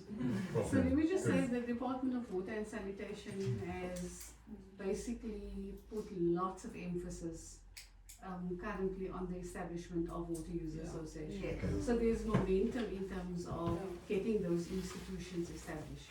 So yes, historically it would take a very long time. At the moment, that is the priority. Wall-to-wall water user associations. So there is an opportunity, but at the moment we're happy to work with other entities as Yeah. well. I was going to say the other thing in terms of how we spending our money. So it was the ground assessment and how we do the priority. And then based on that, we basically give it to water user associations. And it's really about distributing, and the water user association with its members and its board then prioritizes. And that's why it becomes so important for us to not work with individuals. However, when we have a fire, we look at a particular area, we will ask for allocation from national. So we're still asking for the flood from national. We're still making a plea to national Department of Agriculture, Land Reform and Rural Development. We're asking them for funding for the 2D floods that we've had. And we're making a plea to the National Disaster Management Center. By the time last year we asked for money, they were completely out of money already. So we are hoping that from the new allocation we'll get some money. But we can't guarantee that. So in terms of fire, we have supported farmers with erecting fences. So a farmer has erected a fence, or they've lost the fence during a flood. We give them papers to complete. Farmers are saying, government, you're useless, we actually don't want your money. So that's happened with the flood in 2021. We were in the canola area up to Lady Smith, where farmers were impacted. Our time is up. Okay. We are just running, but I think this has been a fantastic day. Thank you so much. I know you had a really rough morning. It wasn't easy. So thank you for making it through. So thank you, Grant. And I think that this link is here. We now know, as well as for Conservancy. I know some of you got the link to Conservation at Work. Conservation at Work and Land Care are working together and doing days and with landowners, and it's making sure that the distribution links and people all link up. So we're all in communication and making sure that these holes are then addressed. So I'm so glad we've found that out, and thank you, Gary. Thank you so much. I'm so sorry.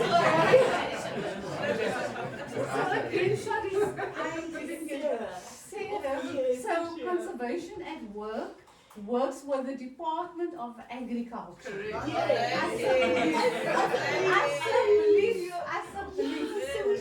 what happens is that you guys, I want you to understand that it's the Department of Agriculture that is supporting you. Please understand that the Department of Agriculture is making a difference. And we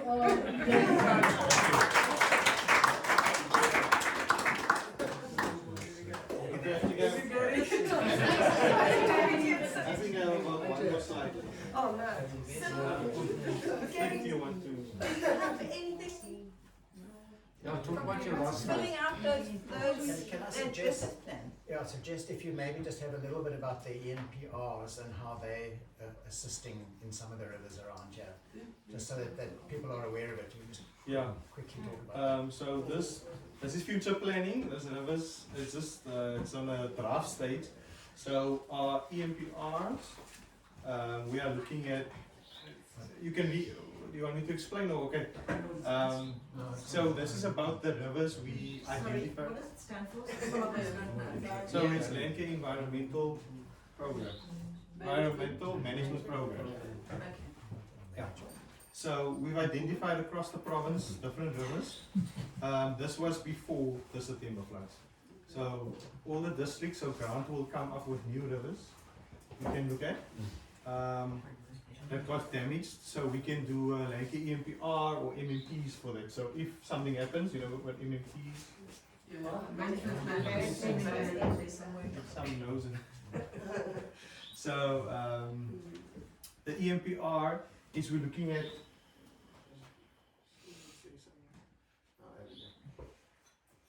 Okay, so we're looking at proactive measures of what we so restoration. What can we do before a flood happens or event?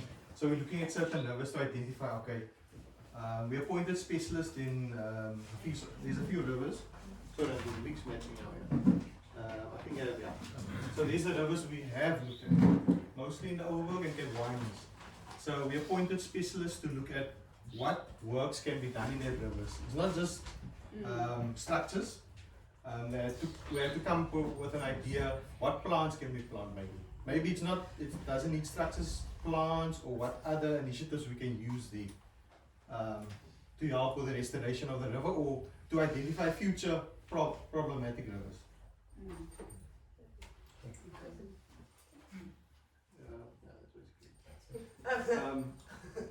Petra, on your question about the Bot River, we were last week. We had a meeting. You were there the 10th. The Yeah. 12th, sorry, the 12th. Last Thursday. Yeah, we had a meeting there to look at that. Okay. The farmer notified us. That's what I said. Great. Thank you so much, Gary. That's really appreciated. And thanks everyone for that input. That was fantastic. I'm not quite sure whether I should start off with a biblical quote or I think more appropriately the three little pigs. And that's all about how you evaluate risk. And what this flood in September has done to us is to get us to look differently at risk.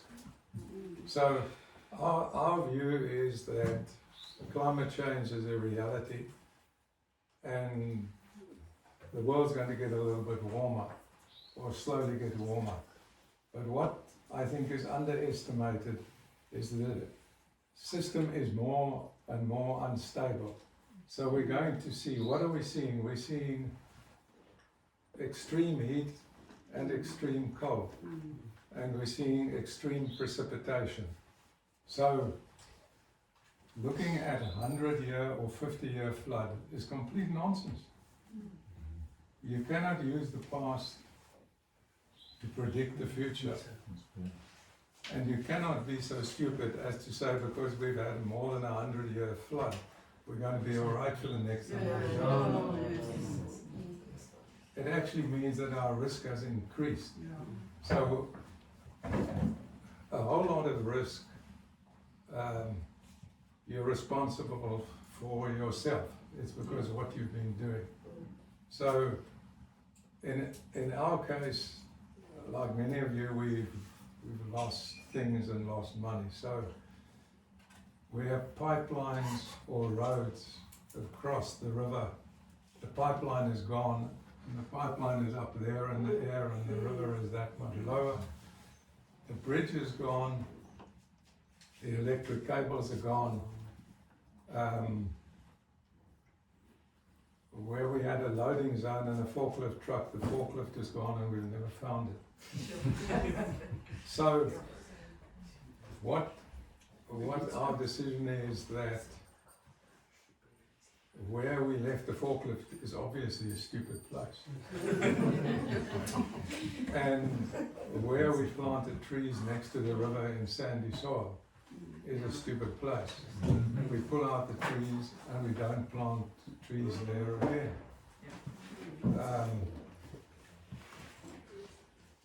So we're not going to build small little bridges. We'll have low water crossings. We will allow the river more space. We will remove trees in the river because those get flooded and block the bridge, and then the water makes a new channel next to the bridge. So if you look at this area, it's not that much different from our area. You've got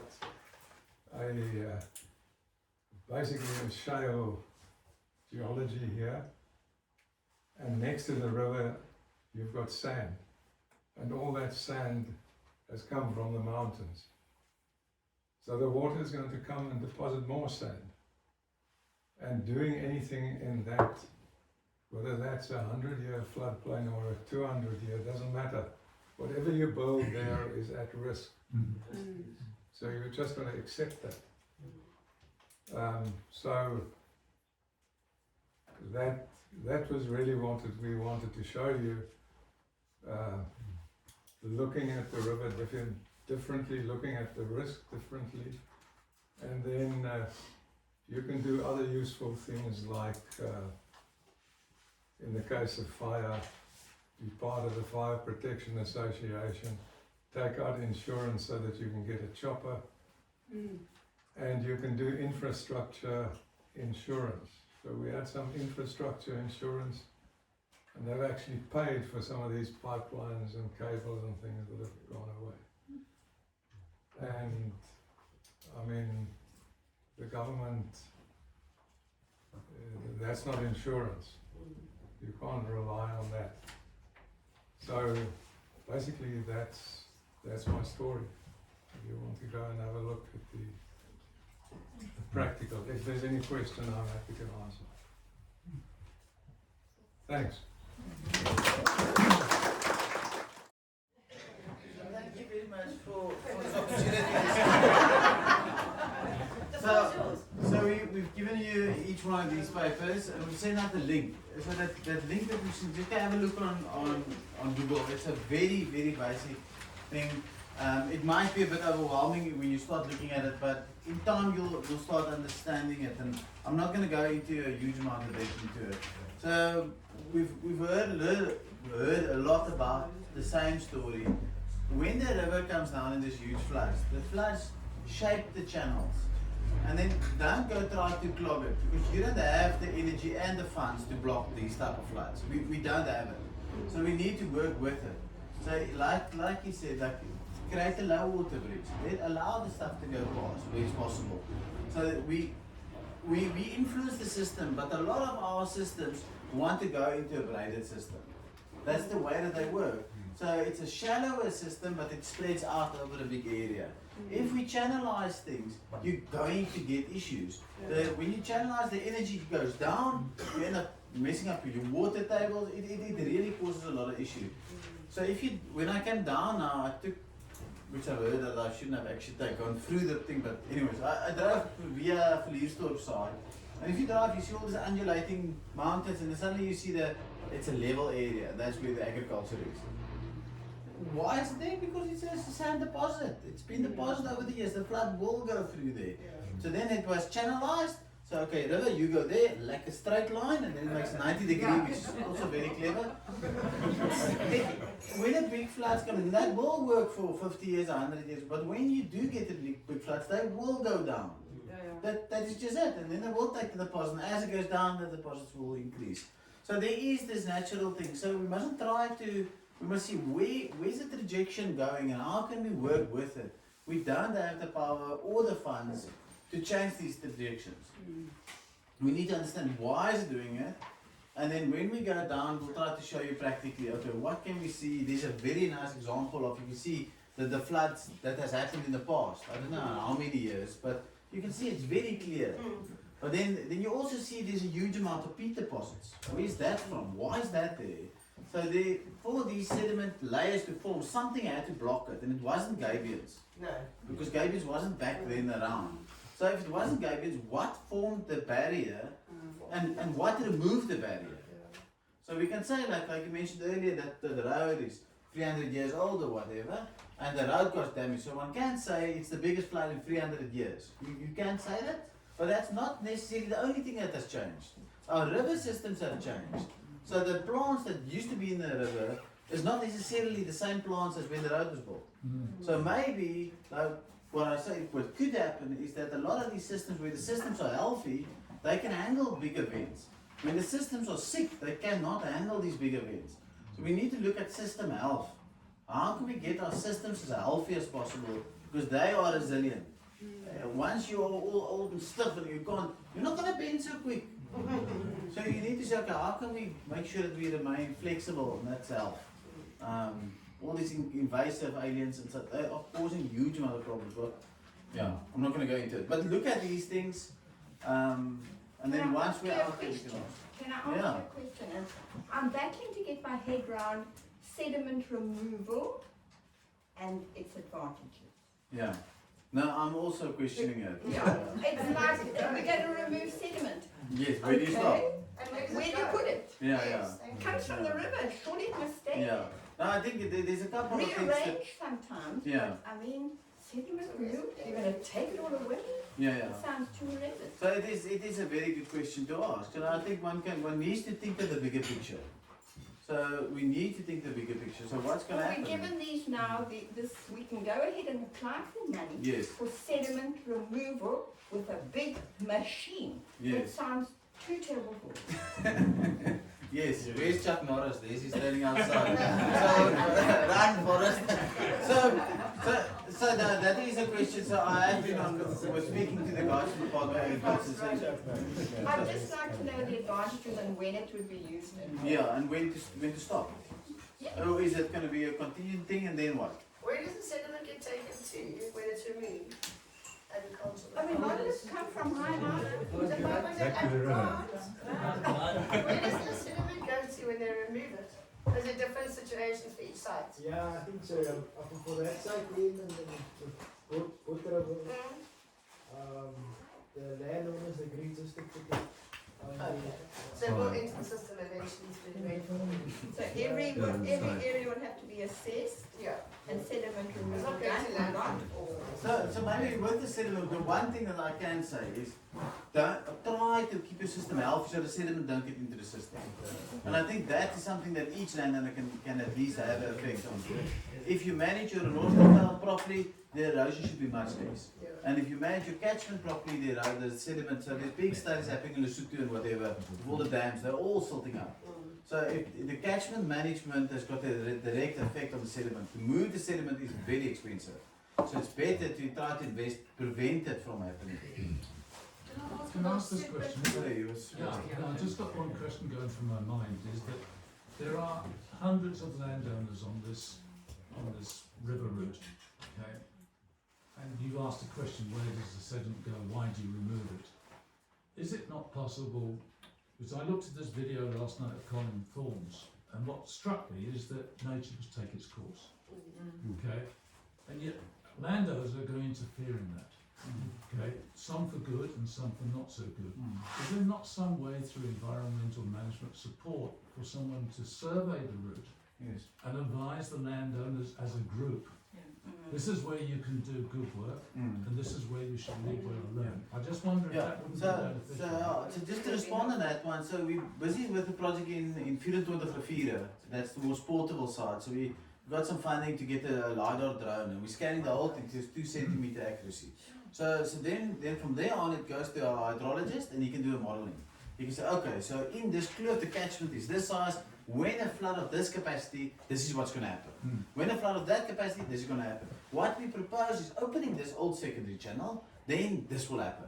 Then we put a berm here, then this will happen. We take this sediment and put that there. So then one can plan at least. So, but you can only plan to a certain extent. No. So that's like the next level for the MVP, I would. Of course. So it's early stages in this, but that really makes sense to me. To say that hey, we need to think of these things. They are already trashed. A lot of these systems are already trashed, and we can't say, hey, we're all going to go back to wearing fellikies. We can't go there. What's the best one? The next one would be let's see what we've got, do a survey, and then we can say, okay, let's be strategic and try to do this and this. But is there a plan to do it? So we're running a pilot project now, so that's what I can say. So just a comment from an individual landowner in the system. We communicated with the Department of Environmental Affairs and Development Planning to get emergency works authorization and have complied to the best of our ability with all their requirements in terms of NEMA. So it's quite a lot to absorb if you're not familiar with all of that legislation and stuff. Then following up from that, we get an inquiry from BOCMA, which is the Breda Overberg Catchment Management Authority, saying now you must report to us on the National Water Act and all the things in appendix, this and that, and now fill in more reports to do that. And this is a lot of work for us, and we do our best, but there's zero response. You know, you send out, and somebody's ticked the box or something.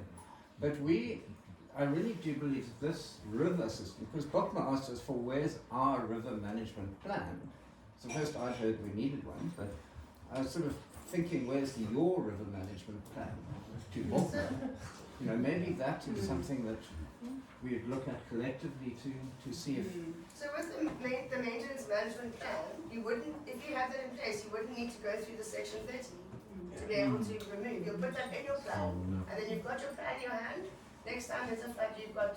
Yeah, but do we have to do that as individuals? You know, you do it as a collective. Yeah. Maybe I can just reply to that. CMA should be, Prof should be doing as part of catchment management. I think so. Plan.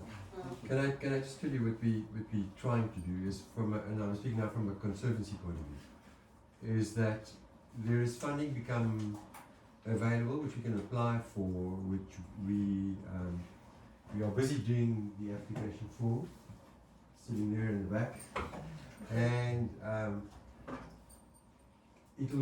it's about 4 million rand which is being made available.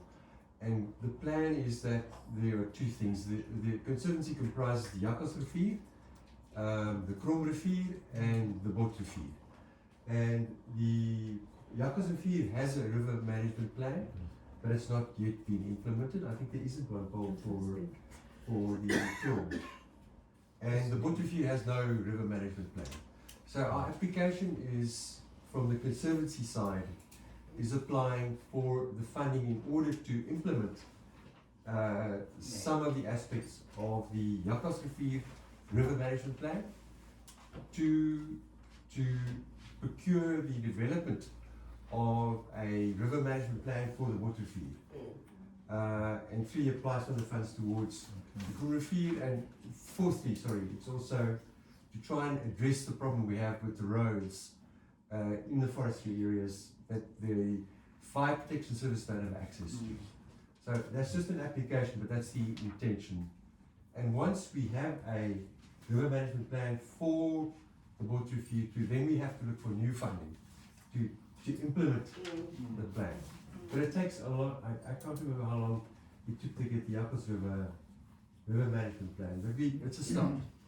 It didn't take very long, but the Krom management plan was done very quickly now, following the flood, and it was the land care funded, I think. Yeah. Yeah. The land care funded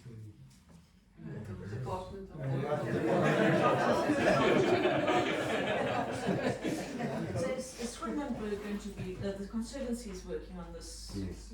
So it doesn't, we don't have to do it individually then? Well, this is for this specific plan, what I just mentioned. Okay. Yeah. Joe, should the breather of the catchment management not be responsible for that river management plan? No. I think it's the Department of Agriculture. Department of Agriculture. Joking. Grant. As part of the catchment legislatively, the catchment management agency is responsible for water resource management, and part of that is to have a water resource management strategy in place, and that would include the kind of things that you've mentioned. Okay, so we must make them do their work as well. Yeah, mandated. I'd rather do ours and get our house. John, I see. Yeah. So it comes from the river legislation. What are we talking about? The river maintenance management plan. So it's not a water place. No. Sorry, can we give John a chance to just speak And quickly? it's not a fix-all plan you put in place. It's just for activities that don't trigger the NEMA listing notices. So if you're going to do something under a certain square meterage or hectare, and it's not going to trigger anything in the listing notices, then you can do it by just having this plan in place. And often it's a water user association who runs with it, or an irrigation board who champions it in an area, and they then sort of manage it with the landowners who are prescribed to that plan. So it's not I just want to put that one out there. It's not a fix-all plan for catchment. It's just to coordinate and make it more sustainable for the activities that don't trigger the listing notices. So maybe just some last thing I want to throw out there. So there's a thing that's called a degradation driver. What is causing the havoc? Well, one really needs to look at these things. What is causing the issues? So it's one thing, we need to look at what to do now, but make sure that the one that's causing the problems is addressed as well. What's causing the erosion? What's causing the sediment? What's causing it? Just trying to focus on gabions. Yeah. But I'm sure you understand what I mean. Look at the most important thing first. That's what you're saying. Yeah. And then probably one of the most is what's happening with the bush structure. What's happening with the structure? Where is it? Where is it going? It's very important to start there. Awesome. So what I love is that we've got this afternoon to be in the field and to nab. You've seen the people in the room, and there's so many more people that really have awesome contributions to add to this conversation. We're going to have a great conversation out in the field. Just a 2-minute conversation on how, Johann and Tony, how you see, well, maybe Tony, just in how you think it's going to happen. So we'll have about a 20-minute lunch break. There's some snacks out here, and we'll grab your packed lunches that you brought, but there is supplementary snacks out here. And then we'll meet and be ready to head out.